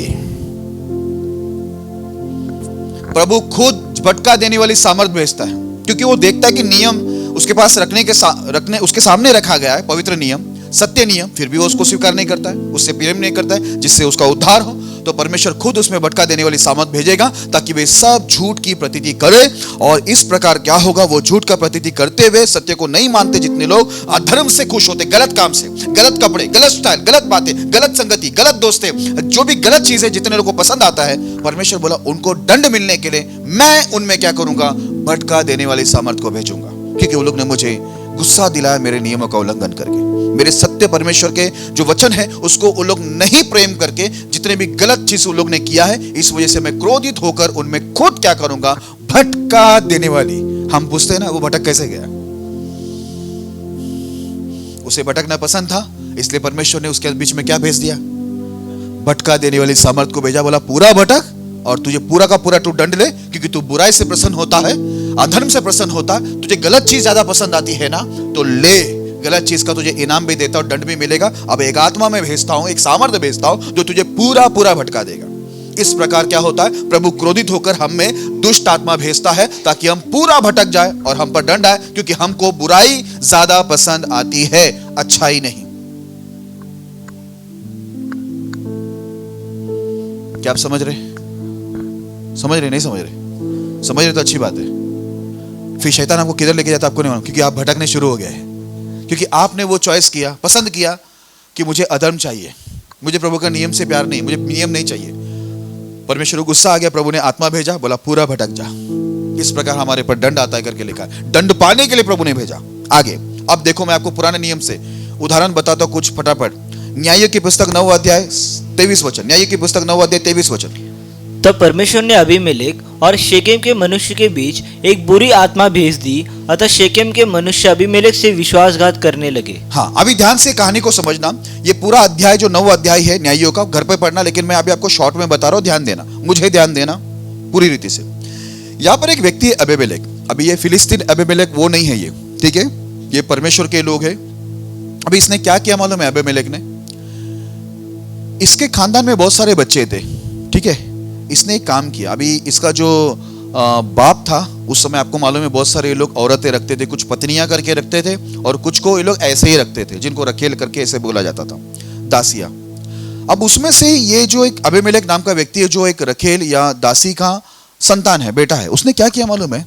उसने सोचा मुझे मुखिया बनना है सबका, और मुखिया बनने के लिए उसने क्या किया, जो उसकी माँ है, उसके मामा है, वो साइड के लोगों को बोला, देखो मेरे बाप को बहुत सारे औरतें और बहुत सारे बच्चे, 70 बच्चे हैं, अगर ये लोग राजा हो जाएगा तो फिर हम लोग को सब अधीन होना पड़ेगा। एक काम करो, तुम लोग मेरा सपोर्ट करो तो मैं राजा बनता हूँ, मैं हाकिम बनता हूँ, तुम लोग मेरी मदद करो। तो इसने अपने माँ के जो साइड है, मामा के साइड वाले को, जो शेकेम के लोग हैं, ठीक है, इसकी माँ जो शेकेम की तरफ की थी, उनको सबको साथ में लिया, और उसके बाप के जो 70 बच्चे थे, एक ही पत्थर में क्या किया मालूम है? 70 बच्चे को इसने 70 बच्चे को एक ही पत्थर में सबको मार डाला, और मारने के बाद ये राजा बनकर, मुखिया बनकर बैठ गया।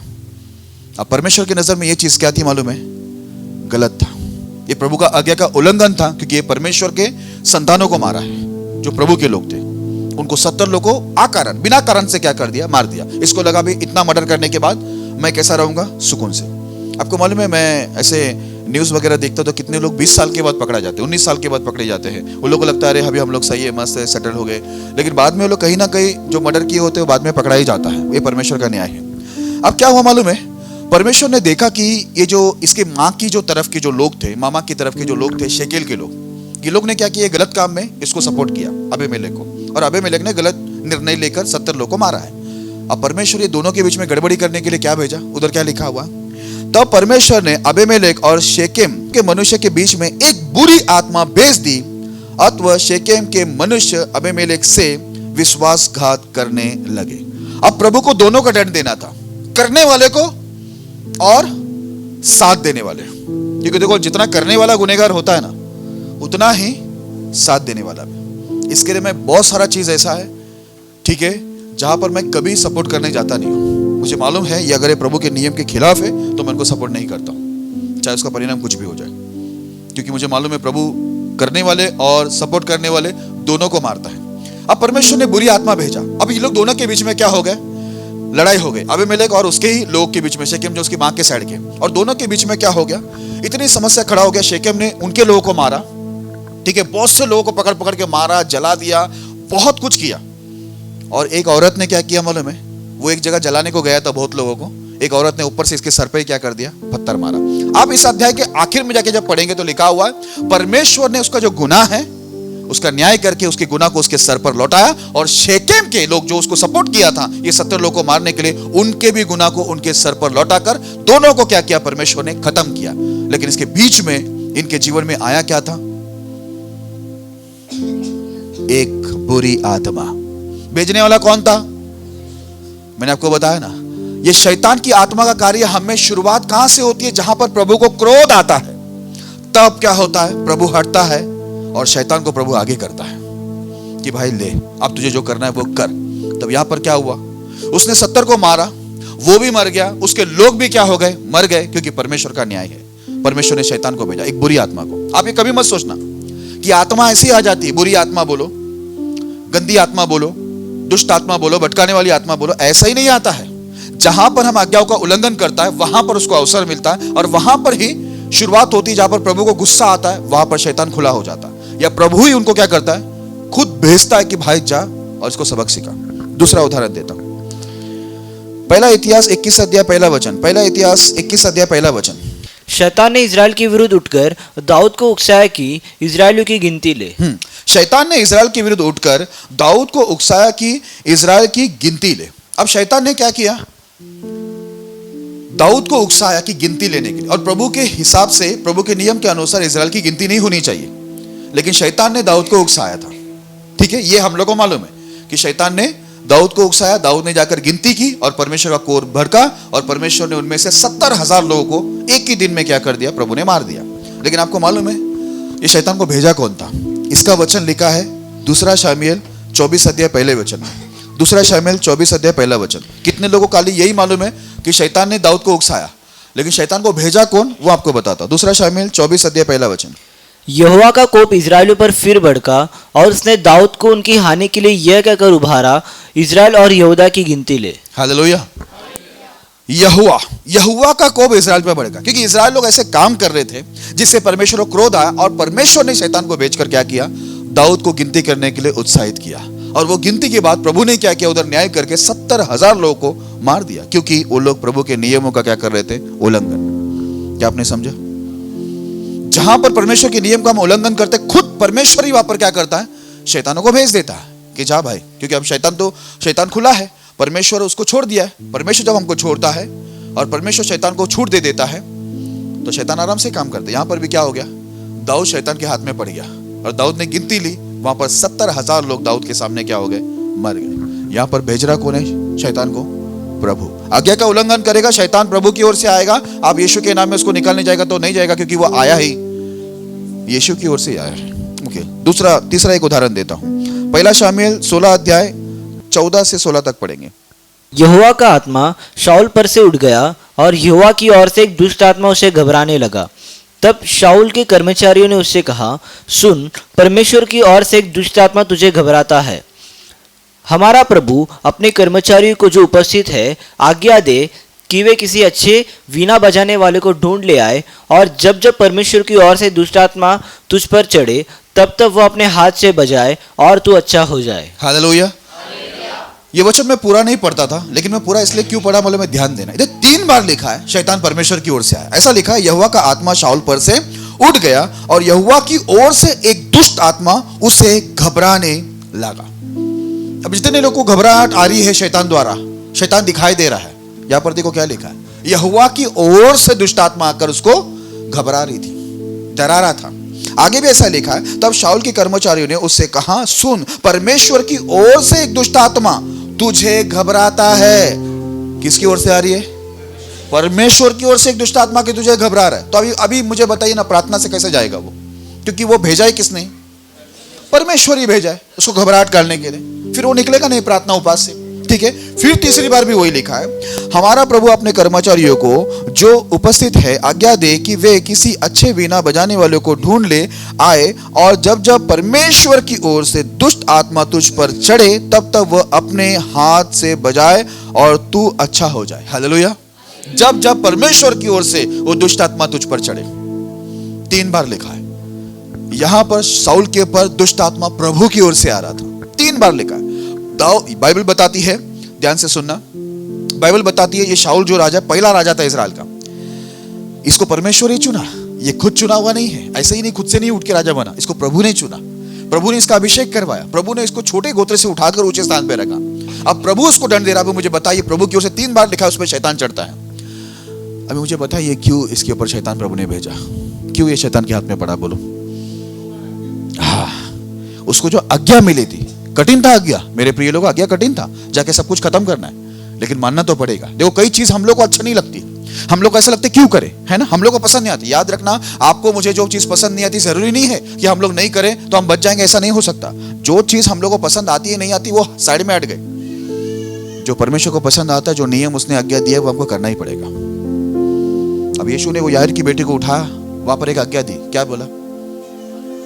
ऐसे ही बोला ना, आज्ञा थी, वो आज्ञा ही थी ना। लोगों ने उसको खाना दिया, बताया कि उसको खाना खाना पड़ेगा, ताकत आने के लिए, तो बीमार पड़ेगी नहीं। सही बात है ना। यीशु ने पतरस के नाव में बैठ के क्या बोला? अब जाल को डाल दे। क्या थी वो? आज्ञा थी, उसने माना। क्या हुआ? एलिया जब सोया होता, स्वर्गदूत आया परमेश्वर की ओर से, उसको 2 बार उठा के खाना खिलाया। क्या थी वो? आज्ञा थी, उठ, और क्या बोलता है? खा। यही बोलता है ना, उठ खा, तुझे बहुत लंबा चलना है। जब वो 2 बार खाता तो क्या होता है? 40 दिन 40 रात वो चल पाता है। आज्ञा थी। कई आज्ञा हम लोग को एकदम से वो बड़ी आज्ञा नहीं दिखाई देती है, लेकिन आज्ञा तो आज्ञा ही है। अब उठ, उसको कुछ खाने को दे बोलेगा तो खाने को देना ही पड़ेगा। चलो सिस्टर, आप सो जाइए, आप अच्छे से सो जाइए, जिंदगी भर सोते रहिए आप। शाऊल राजा, पहला राजा, प्रभु का चुना हुआ राजा, अभिषेक व्यक्ति, उस पे शैतान प्रभु भेज रहा है उसके ऊपर चढ़ाकर उसको घबराहट डालने को। कौन सी ताकत काम करेगा? अब कौन बचाएगा? दाऊद जब बजाता था थोड़े टाइम के लिए शांति आती थी, उसके बाद क्या होता था? वापस शैतान उसमें घुस जाता था। शांति थोड़े टाइम के लिए आ रही थी प्रार्थना से, छुटकारा पूरा नहीं हो रहा था। पता है क्यों? छुटकारा पूरा चाहिए तो आज्ञा भी पूरी माननी होगी। नहीं तो हमारी प्रार्थना, हमारी आराधना आपको थोड़े समय का सुकून देगा, पूरे टाइम का छुटकारा नहीं दे सकता। दाऊद थोड़े टाइम वो बजाता था, उसको थोड़े टाइम का सुकून आता था, हमेशा का छुटकारा उसको नहीं आया। और वो शैतान उसको लास्ट में आखिर में अपने तलवार पे कूद के वो मर गया, क्योंकि शैतान उसमें काम इसलिए किया क्योंकि उसने आज्ञा का उल्लंघन किया। इसलिए परमेश्वर का दास वापस शामिल बोला, बलि चढ़ाने से तो उत्तम है परमेश्वर की बातों पर कान लगाना, उसकी आज्ञाओं को मानना। तेरे बलिदान नहीं, तेरी प्रार्थना, उपवास, तेरा हाथ उठाया, टांग उठाया, ये सब छोड़ दे, बोला आज्ञाओं को माना कर। Praise the Lord. आखिरी, हाँ, दूसरा इतिहास 18 अध्याय 22 वचन। दूसरा इतिहास 18 अध्याय 22 वचन। इसलिए सुन, अब यहोवा ने तेरे इन नबियों के मुंह में एक झूठ बोलने वाली आत्मा बैठाई है और यहोवा ने तेरे विषय हानि की बात कही है। हालेलुया। अहाब राजा को जानते ना सभी लोग, बार बार मैं बताते आया। अहाब राजा 400 नबी लेके रखा है, 400 पास्टर है उसके पास। सोचो, ऐसा कोई विश्वासी रहेगा जिसके पास 400 पास्टर हो? 4 हो सकता है, 400 लेकर बैठा है। सब लोग बोलता है, एक ही बात बोलता है, अहाब राजा जाओ लड़ाई में, जीतेगा भाई जीतेगा, अहाब राजा जीतेगा। सब लोग बोल रहे, ये खुश हो गया। बोला कौन बोल रहा है? बोला यहोवा ने बता कि तू सिंह लेके एक को मारने वाला है। सही बोल रहा है? अरे सही बोल रहा है, बिल्कुल परमेश्वर बताया, बोलता है। अच्छा, बाद में मिकाया को बुलाया 400 के सामने। इमला का पुत्र मिकाया आया, उसको भी धमकी दिया, देख 400 नबी जो अच्छा अच्छा प्रचार करते हैं ना, उसके कर्मचारी जाकर बोल रहा है, अहाब राजा का उसको बुलाने गए, देख भाई पहले तू समझ ले, भविष्यवाणी करने से पहले, कुछ बोलने से पहले, वहां पर 400 नबी जो है ना पास्टर लोग क्या बोल रहा है? जीतेगा भाई जीतेगा, अहाब राजा जीतेगा। तू भी उधर आकर क्या करना? तेरा प्रचार कैसा रहेगा? ये पाप मत कर, ये मत कर, वो कपड़ा मत पहन, 12 समझ बना, ये ऐसा तो बोलते मत रहे, केक मत काट, कोयता लाके ऐसा रात को 12, ये सब प्रचार मत कर उधर। जैसा वो 400 अच्छा बोलता है ना, वैसे ही बोलने का तू, समझा क्या? हाँ समझा, जो प्रभु बोलेगा वही बोलेगा।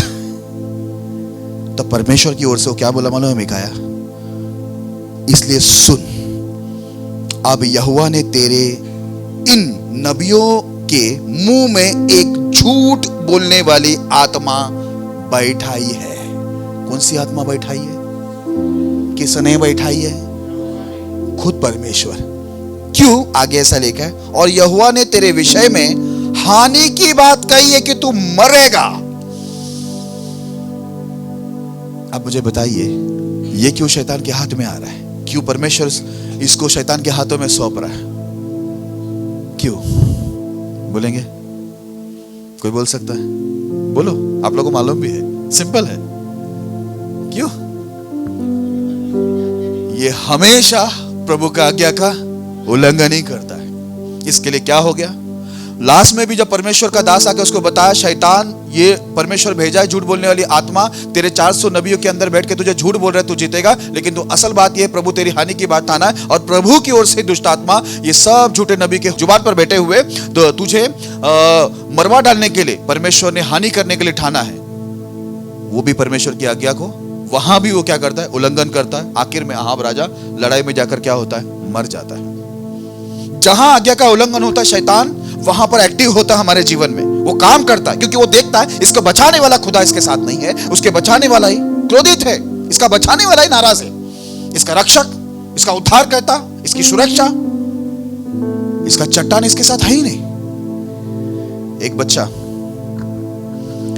जब अकेला जाता है तो कुत्तों से बहुत डरता है, लेकिन बाप के साथ रहेगा तो लात मारता है वो कुत्तों को, उसको मालूम है बाप साथ में है।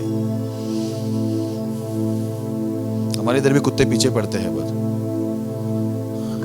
मैं जब साथ में रहता हूँ परिवार का बोलता डरो मत। उसी भी मैं बच्चे को मैं और अपलोस लेके जा रहा था, मुझे लगा ये कुत्ता कुछ करे, बोला इसको, मैं कुत्ता को अकेले रात को मारने जाता हूँ, फिर सबको घर में छोड़ता हूँ, फिर अकेला उसके पीछे एक बार तो दूर से निशाना लगाया मैंने पत्थर लेके, वो ऐसा भाग रहा था, उसको लगा बचा, मैं आगे की तरफ भी फेंका पत्थर कि वो वहां तक पहुंचने तक उसको लगा, और बराबर निशाना लगा। कि पहला ये सब मैं करता था, वो मोगली का वो सब देखकर है ना, वो बगला बगला हम लोग पकड़ने जाते थे तो फेंकते थे। हालेलुया। जब बाप नहीं होता है ना, बच्चा सुरक्षित नहीं है। इसके लिए शैतान ये देखता है कि इसका बचाने वाला, इसका बाप, इसका पिता, इसका परमेश्वर इसके साथ है या नहीं। जैसे वो नाराज दिखता है परमेश्वर, वो क्रोधित दिखता है, उसका हाथ हमारे ऊपर से उठता है, तुरंत शैतान हम में काम करता है।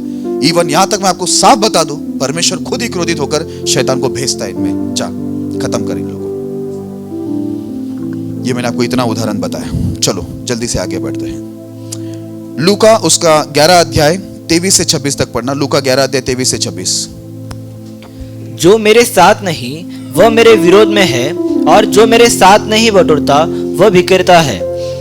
जब अशुद्ध आत्मा मनुष्य में से निकल जाती है तो सूखी जगहों में विश्राम ढूंढती फिरती है, और जब नहीं पाती तो कहती है, मैं अपने उसी घर में जहाँ से निकली थी लौट जाऊंगी, और आकर उसे झाड़ा बुहारा और सजा सजा पाती है। तब वह जाकर अपने से बुरी 7 और आत्माओं को अपने साथ ले आती है, और वे उसमें बैठकर वास करती है, और उस मनुष्य की पिछली दशा पहले से भी बुरी हो जाती है। ठीक है, अभी मैं आखिर में 2 वचन पढ़ के खत्म करने वाला हूं, आप ध्यान देना, अच्छे से ध्यान देना। हम लोग एंडिंग में आए हैं, इंटरेस्टिंग है। यहां पर यीशु एक बात कहता है, अभी यीशु बोल रहा है, जो मेरे साथ नहीं वो मेरे विरोध में है। आपको मालूम है 18 साल में मेरा कई अनुभव ऐसा रहा, कई लोग हमसे कलीसिया में जुड़े हुए, लेकिन वो हमारे साथ ऐसे मतलब शारीरिक रूप से वो हमारे साथ दिखते हैं, चर्च में है, चर्च का मेंबर है, लेकिन हम लोग को है ना वो यकीन होता नहीं, मतलब पूरा कंफर्म नहीं होता, भरोसा नहीं होता कि ये हमारे साथ में है, क्योंकि उनका हरकत, उनका व्यवहार, उनका जीवन हमको देखकर ऐसा लगता ही नहीं है कि हमारे साथ है या प्रभु के साथ है। इसलिए यीशु क्या बोला मालूम है, जो मेरे साथ नहीं है ना, इसका मतलब क्या बन गया, वो मेरे विरुद्ध में है। क्योंकि अगर साथ होता तो वो मेरी आज्ञाओं को मानता, आज्ञा मानता हुआ दिखता, उपास में दिखता, प्रार्थना में दिखता, टाइम पर दिखता, सेवा में दिखता, आज्ञा के अधीन दिखता, बड़ों के अधीन दिखता ना। इसलिए यीशु यहाँ पर बोला कि जो मेरे साथ में नहीं है ना, इसका मतलब क्या है, वो मेरे विरुद्ध में। इसके लिए मैं कई लोग को देखा, सालों तक देखने के बाद क्या किया, जब वो लोग सिर्फ शरीर के रूप में ऐसा दिखाई देने के लिए साथ है, और आखिर में मन से वो लोग साथ नहीं, तो उनको मैंने सीधा यहाँ से ट्रांसफर कर दिया। यीशु ने बोला है मैं कुछ नहीं कर सकता, यीशु बोला मेरे साथ नहीं है मतलब विरोध में है। और एक बात लिखा, जो मेरे साथ नहीं बटोरता वो बिखेरता है। जब बटोरता ही नहीं हो मेरे साथ, तो इसका मतलब वो क्या कर रहा है, बिखेर रहा है। तो ऐसे लोगों को रखना ही क्यों। अभी आगे आ रहा है, अभी ध्यान से सुनना। जब अशुद्ध आत्मा मनुष्य में से निकल जाती है तो सूखी जगह में विश्राम ढूंढती फिरती है, और जब नहीं पाती तो कहती है, मैं अपनी उसी घर में जहां से निकली थी लौट जाऊंगी। अभी ध्यान से सुनना इसको। मैंने आपको बताया शुरुआत का वचन याद करना, जो हमारा विषय का नाम था, क्या था मालूम है, नहीं पूरा बोलता हूं। पहले हम लोग संसार की रीति अर्थात अंधकार के हाकिम, है ना, अंधकार के हाकिम अर्थात शैतान का वो आत्मा जो अब भी आज्ञा न मानने वालों में काम करता है। तो पहला हम लोग संसार के रीति पर चलते थे, अंधकार के हाकिम उस आत्मा के अनुसार हम लोग चलते थे। पहला हम में कौन सी आत्मा थी, शैतान की आत्मा थी, बराबर। इसलिए हम लोग झूठ बोलना, गाली देना, व्यभिचार करना, सब गलत काम करने के बाद भी, नशा करने के बाद भी, गाली देने के बाद, व्यभिचार करने के बाद भी हम लोग को हमको बुराई का एहसास नहीं होता था, क्योंकि हम लोग में आत्मा ही वो थी, गंदी आत्मा। इसके लिए गंदी चीज हम लोग को अच्छी लगती थी। नहीं, मैं भी किया, मारामारी किया, ये किया, वो किया, बहुत सारे लफड़े हम लोग करके बैठे, ठीक है, सब किया, लेकिन फील कभी नहीं हुआ। इधर तक टिका, ऐसा पूरा सीना तान के चलता था, हाथ के बीच में गैप, कोई भी निकल के भी जा सकते जैसे बच्चे वगैरह 2-4, इतना ऐसा पूरा लगना चाहिए ना भाई आ गया करके, ऐसा चलते थे, बटन पे खुला अंदर, लोगों को बजाते थे, कोई आ गया सीधा हट, क्या शांतपति का कुछ हुआ ही नहीं, फिर भी हम लोग दिखना रुआब देगा कि भाई आ गया करके, कुछ भी मटर, अरे भाई को बुला, मैं नाम नहीं बताऊंगा, कुछ भी होता पहले भाई को बुला, फिर मैं आता था। एक बार ऐसे ही हुआ, किसी का पैसे का लेन देन था, उसका घड़ी रास्ते में घड़ी पकड़ा, उस बच्चे को, लड़का था, जवान लड़का, उसका घड़ी बड़ी सब छीन लिया, सीधा मेरे पास आया, तो घर वाला बोला भाई के पास जाओ, मैं आया, गया, मेरे को लेके गया, जैसे मैं खड़ा हुआ, ऐसा एक बार नहीं हुआ, बहुत सारे किस्से बताता हूँ अभी, सीधा मैं खड़ा, अरे भाई आप क्यों आए? ये घड़ी में बस ऐसे ही दे दिया घड़ी, कुछ इससे पहले कि मैं मुंह खोलो दे दिया। एक जन का पैसा अटका हुआ था एक बहन का हीरानंदनी में, तभी मैं थोड़ा जींस बींस पहनता था ऐसा पूरा ऐसा और चश्मा, हीरानंदनी में गया था मुलाकात करने को। दूर से देखा, बोला अरे भाई को क्यों लाए बहन जी, लो ना पैसा आपका, बहुत दिन से मैं लेके ही बैठा था। बोला आज तो देना ही है करके, आप नहीं आएंगे तो मैं घर आके देने वाला था। बोला भाई को क्यों तकलीफ दिया है? हीरानंदनी में हुआ, और मैं आपको मजाक में नहीं बोला, हीरानंदनी में हुआ, ये डीमार्ट के सामने हुआ। बोला उसको उधर बुलाया और मेरे को लेके गए, कौन ला रहा है साथ में बताया नहीं है बहन ने। दूर से देखे, बोला भाई को क्यों तकलीफ दी? तो जितने ऐसे लफड़े होते थे मुझे लेके जाते थे, किसका भी कोई बच्ची का कुछ प्रॉब्लम हो गया, माँ बोलता था भाई के पास जाओ, फिर मैं आता था रोड पे पकड़ के पट्टे से मार देते, और पुलिस में जाके हम लोग खुद बैठते थे बड़ी ईमानदारी से। एक बार मैं बहुत धुलाई करके एक जन को अच्छे से मार पीट के अच्छे से बैठ गया पुलिस में। बोला सर देखो बहुत परेशानी हो रही है, गुंडे मेरे पीछे लगे। फिर उन लोग को लिया आया, बाद में बोला तू ज़्यादा होशियारी मत करा, और मैं ऐसा बैठा था ना, बोला जरा सीना है ना अंदर करके, बोला अंदर पुलिस स्टेशन है, मैं उधर भी ऐसा ही बैठा था पूरा ऐसा उनके टेबल पे बैठा था। बोला ये सीना अंदर, ये पुलिस स्टेशन है। तो बोला हाँ ठीक है। ये सब करके बैठे अपन, कहाँ चला गया मैं बेकार का? हाँ किधर थे अपन?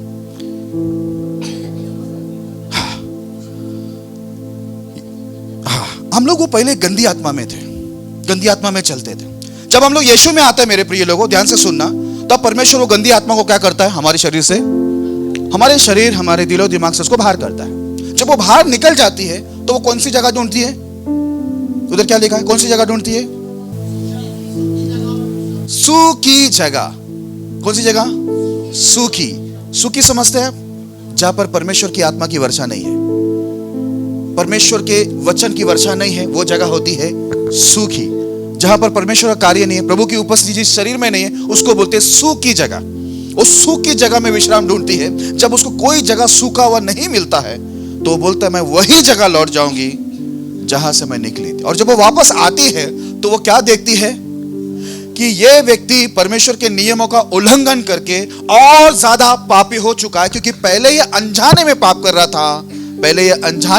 रहा था, अब ये जानबूझ के पाप कर रहा है। इसका मतलब है ये झाड़ा बुहारा तैयार है, इसमें मैं अकेला नहीं घुसूंगी। पहले तो मैं अकेले बैठी थी क्योंकि ये अनजाने में पाप कर रही थी, लेकिन अब मैं इसमें और आत्मा लेकर घुस सकता हूं क्योंकि प्रभु का हाथ उठ चुका है। क्योंकि अब ये क्या किया? प्रभु का आज्ञा को जानकर नहीं मान रहा है। इसके लिए वो अपने से 7 आत्मा और लाती है। क्यों? इस वक्त वो 7 आत्मा घुसने का जो परमिशन है ये परमेश्वर की ओर से मिल रहा है, क्योंकि अब ये अनजाने में पाप नहीं कर रहा है, क्योंकि प्रभु उसको निकाला, नियम दिए, कलीशा दिया, सेवक दिया, अगवा दिया, लीडर दिए, ये दिए, वो दिए, सब दिया। अब सब देने के बाद जब ये परमेश्वर के विरुद्ध में जाता है तब शैतान के लिए ये शरीर कैसा रहता है? एकदम तैयार 7 आत्मा घुसेड़ने के लिए। पहला एक ही आत्मा थी, अब नियमों का उल्लंघन करने से इसमें 7 आत्मा घुस जाती है। और आगे ऐसा लिखा है, तब वह जाकर अपने से बुरी 7 आत्माओं को अपने साथ ले आती है और वे उसमें बैठकर वास करती, और उस मनुष्य की पिछली दशा पहले से भी बुरी हो जाती है। पहले से भी बुरी हालत हो गई। इसके लिए कई लोग देखो यीशु मसीह में आने के बाद पहले से बुरी हालत क्यों है? एक प्रश्न चिन्ह है। संसार के लोगों को भी लगता है ये लोग यीशु को मानने से पहले तो इनकी जिंदगी अच्छी थी।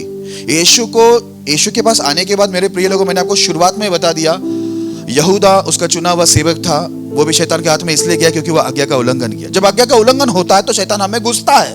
अब यहाँ पर 7 आत्मा घुसा क्योंकि पहले निकाला गया था, सूखा जगह ढूंढा, शैतान नहीं मिला तो देखा कि यही जगह अच्छा है, जो कैसा है? एकदम नियमों का उल्लंघन करके, अच्छी रीति से प्रभु का विरोध करके, एकदम तैयारी में। और शैतान की 7 आत्मा उसमें घुस कर क्या करती है? उसकी दशा पहले से भी, क्या सुना आपने? ध्यान से सुनना, ये आपके दिमाग से ना जाए, पहले से भी बुरी हो जाती है। जो वो अनियति में था उससे भी बुरा हालत हो जाता है, क्योंकि इसमें अभी 7 आत्मा घुस गई।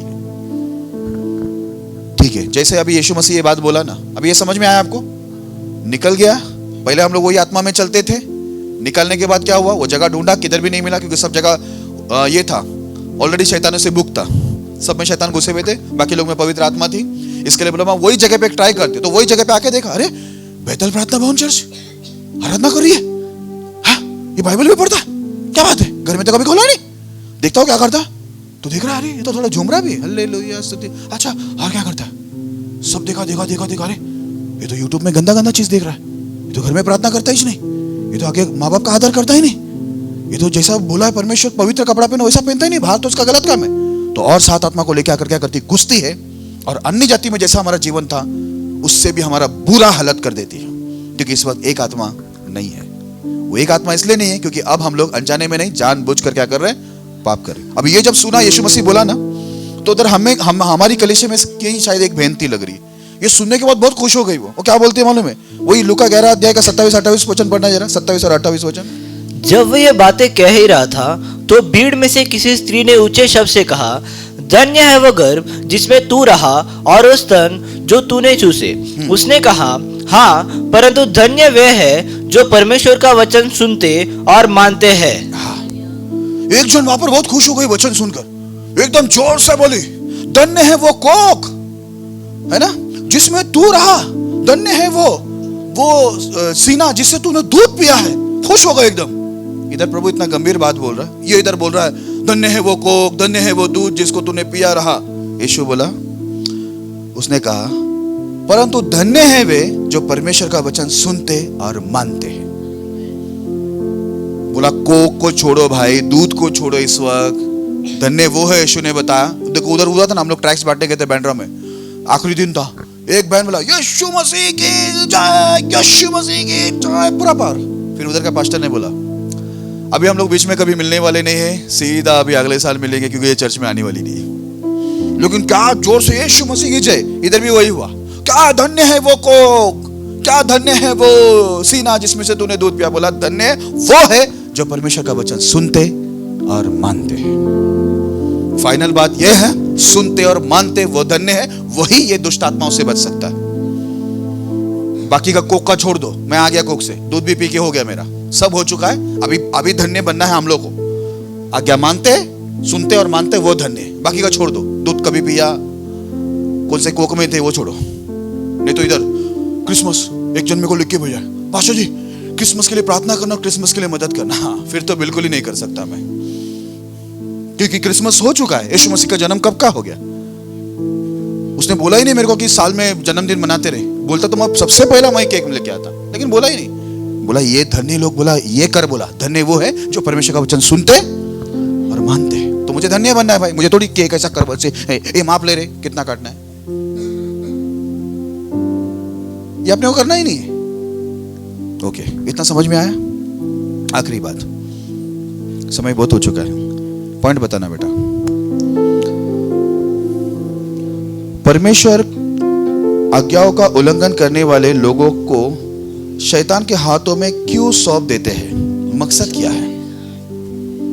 आज्ञा का उल्लंघन जो करने वाले जितने भी विश्वासी लोग हैं, उसके हाथों में शैतान को उन लोगों को शैतान के हाथों में क्यों सौंपता है परमेश्वर का एक मकसद है, उस मकसद को समझते हैं। वो भी बात बोलने वाला पौलुस ही। आखिर में 2 वचन पढ़ के मैं खत्म कर रहा हूं अभी।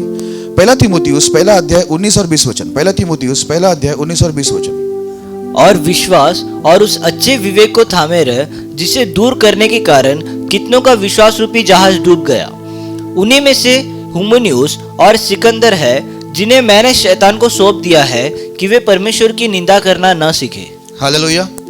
अभी मुझे ध्यान देना, ठीक है, ध्यान देना। सेकंड लास्ट वचन है, यहां पर लिखा है और विश्वास और अच्छे विवेक को थामे रख। याद रखना, ये विश्वास और अच्छा विवेक, उसको कभी भी पकड़ के रखना। आपका विश्वास खुदा के नियमों पर है, खुदा पर है, वो आपको बेहतर बनाएगा।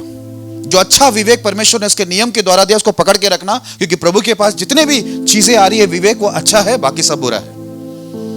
प्रभु से बाहर कुछ भी अच्छा नहीं है। बोलते दोनों को थामे रख। पौलुस यहाँ पर तीमुथियुस को समझा रहे अपने शिष्य को, विश्वास और उस अच्छे विवेक को थामे रहे, जिसे दूर करने के कारण कितनों का विश्वास रूपी जहाज डूब गया। ये विश्वास, अच्छा विश्वास और अच्छा विवेक को कितने लोगों ने क्या किया मालूम है? उसको दूर हटा दिया। ऐसे बहुत से विश्वासी मिलेंगे जो प्रभु ने अच्छा दिया उसको हटा देते हैं। इस वजह से पौलुस क्या बोल रहा है, उनका विश्वास रूपी जहाज क्या हो गया? अच्छा खासा जो चल रहा था वो क्या हो गया? डूब गया। अभी आगे देखो, उदाहरण देते हैं। उन्हीं में से हुमनियुस और सिकंदर है, जिन्हें मैंने शैतान को सौंप दिया है कि वे परमेश्वर की निंदा करना न सीखे। अब पौलुस बोला, मैंने ये हुमनियुस क्या नाम है? करण आपका नाम रखते हैं हुमनियुस? हुमिया बुला सकते हैं उसको शॉर्ट में। सिकंदर किसका रखते हैं? अतुल। ठीक है, बोला ये दो जन को क्या किया, हिमुनियुस और सिकंदर, दोनों को मैंने, पौलुस बोलता मैंने किसको सौंपा है? शैतान को। क्यों सौंपा? इन लोग की वजह से प्रभु की निंदा हो रही है, इनकी वजह से प्रभु की निंदा हो रही है, प्रभु में चल रहे नहीं, इसके लिए शैतान के हाथ में पूरा सौंपा कि पूरा इसको धोपट, ताकि ये परमेश्वर की निंदा करना ना सीखे, ये अच्छा काम सीखे। प्रभु से नहीं सीख रहा तो अब शैतान इसका सत्यानाश करेगा तो बराबर सीखेगा। दूसरा कारण, आखिरी बात बता के खत्म करता हूं। 1 कुरिन्थी 5 अध्याय 4 और 5 वचन। 1 कुरिन्थी 5 अध्याय 4 और 5 वचन। कि जब तुम और मेरी आत्मा हमारे प्रभु यीशु की सामर्थ के साथ इकट्ठे हो, तो ऐसा मनुष्य हमारे प्रभु यीशु के नाम से शरीर के विनाश के लिए शैतान को सौंपा जाए, ताकि उसकी आत्मा प्रभु यीशु के दिन में उद्धार पाए। हालेलुया। अब यहाँ पर भी पौलुस ही बोल रहा है, इस सब पुराना नियम को जानने वाला व्यक्ति क्या बोलता है मालूम है? जब हम लोग इकट्ठा होते हैं ना, तो यीशु के नाम से क्या करने का, अगर आप ऊपर से पढ़ेंगे तो क्या देखने मिलेगा मालूम है? प्रभु के लोग क्या हो गए? भयंकर व्यभिचार में चले गए। अभी ध्यान देना, मैं आखिर की बात बता के खत्म कर रहा हूं। प्रभु में होकर ये लोग भयंकर व्यभिचार में नहीं, भयंकर व्यभिचार में। पौलुस क्या बोलता मालूम है? ऐसे लोगों को ना यीशु के नाम से ही क्या करने का, उनके शरीर के विनाश के लिए शैतान को सौंपा जाए वो लोग, ताकि उसकी आत्मा प्रभु यीशु के दिन उद्धार पाए। बोला ये लोग प्रभु के नियम से, प्रभु से, प्यार से, पास्टरों से नहीं सुधर रहे, तो इनको यीशु के नाम से किसके हाथ में सौंप दो? किसके हाथ में? किसके नाम से सौंपना है? हाँ, समझ गया? पौलुस बोला यीशु के नाम से ऐसे व्यभिचारी लोग को, ऐसे आज्ञा का उल्लंघन करने वालों को सीधा क्या करो, जाकर शैतान के हाथ में सौंपो। ये सौंपने से क्या होगा मालूम है? एक चीज और अच्छी बात है, ध्यान देना, आप डरो मत। आप ये सब गंभीर बात सुनकर बहुत लोग डर गए होंगे, डरो मत। यहां भी उद्धार छुपा हुआ है। प्रभु शैतान के हाथ में देने के बाद यहां पर बोलता है वो प्रभु यीशु के दिन वो उद्धार पाए, ये कष्टों के अंदर वो प्रभु को याद करे, वो प्रभु का भय माने, वो प्रभु के अधीन हो जाए, वो प्रभु को स्वीकार करे, वो प्रभु के नियमों को स्वीकार करे, यहां भी उसको उद्धार मिल सकता करके लिखा है। हालेलुया। बोलता है वो शैतान के हाथ में सौंपो, ताकि वो तकलीफ में जब पड़ जाए, परेशानी में आ जाए, संकट में आए, क्योंकि शैतान ना दयालु है, ना कृपालु है, ना प्रेमी है, ना किसी का भला चाहता है। शैतान दयालु नहीं है, हकीकत है। इसलिए प्रभु क्या करता है? बोलता है जा, अब तुझे प्यार से सेवकों को भेजा, प्यार से समझाया, सिखाया, नियम दिया, स्टडी दी, तुझे समझ में नहीं आ रहा है तो बोला शैतान को सौंप, ताकि इसको उद्धार मिले, ये प्रभु की निंदा करना ना सीखे।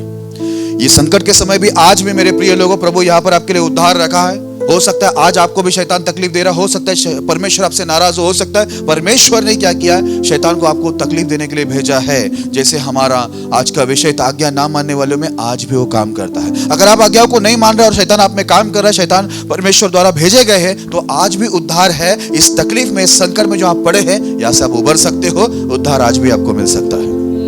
लिखा है नम्र बन, मैं तुझे शिरोमणि बनाऊंगा, पुकार, मैं तेरे लिए क्या करूंगा, सुर को झुकाकर नीचे आ जाऊंगा। तब जब आसान रास्ता प्रभु दे रहा है तो क्यों कठिनाई में जाए? जब हमारा प्रेमी परमेश्वर हमें आशीष देना चाहता है तो क्यों हम शैतान के हाथ तले जाकर नाश हो जाए? आज मौका है।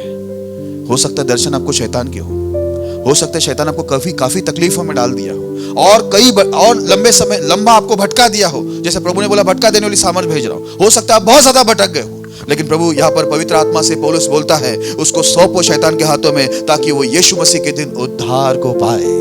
यहाँ भी उद्धार उसको दिलाना चाहता है। ये शैतान के हाथ में पड़ के तकलीफ में जाकर, निंदित होकर, अजीब तरीके के परीक्षा में पढ़कर, ये आज भी प्रभु यहाँ पर बोलता है, प्रभु की आत्मा बोलती है पौलुस के द्वारा कि इसको उद्धार मिले। ये तकलीफ में से, वो शैतान की तकलीफ से तो ये सुधरे, प्रभु के प्रेम से नहीं सुधरा, प्रभु के वचन से नहीं सुधरा, प्रभु के दासों की सम्मति से नहीं सुधरा, अब शैतान के द्वारा तकलीफ में पड़ने से तो सुधर जाए, वहां से उसको उद्धार मिल जाए। देखो परमेश्वर कहीं से भी हमारा भला ही चाहता है। इसके लिए जितने लोगों के जीवन में आज शैतान का कार्य हो रहा है आज्ञा नहीं मानने की वजह से, आज आपके पास मौका है, उद्धार आज भी है। आज क्या करना, प्रभु के सामने नम्र होकर कबूल करके वो सब गलत काम को छोड़ के प्रभु को ये बोलना, प्रभु आज से मैं आज्ञा का उल्लंघन करने वाला नहीं, आज्ञा को मानने वाला होगा, ताकि शैतान नहीं, मुझ में परमेश्वर की आत्मा काम करे। हालेलुया। विषय का नाम क्या है? आज्ञा ना मानने वालों में कार्य करता है। ठीक है, तो जितने बच्चे लोग परमेश्वर की आज्ञा को नहीं मानते उनके ऊपर शैतान काम करता है। इसके लिए याद रखना, बाद में मुझे बोलना नहीं कि शैतान आया क्यों।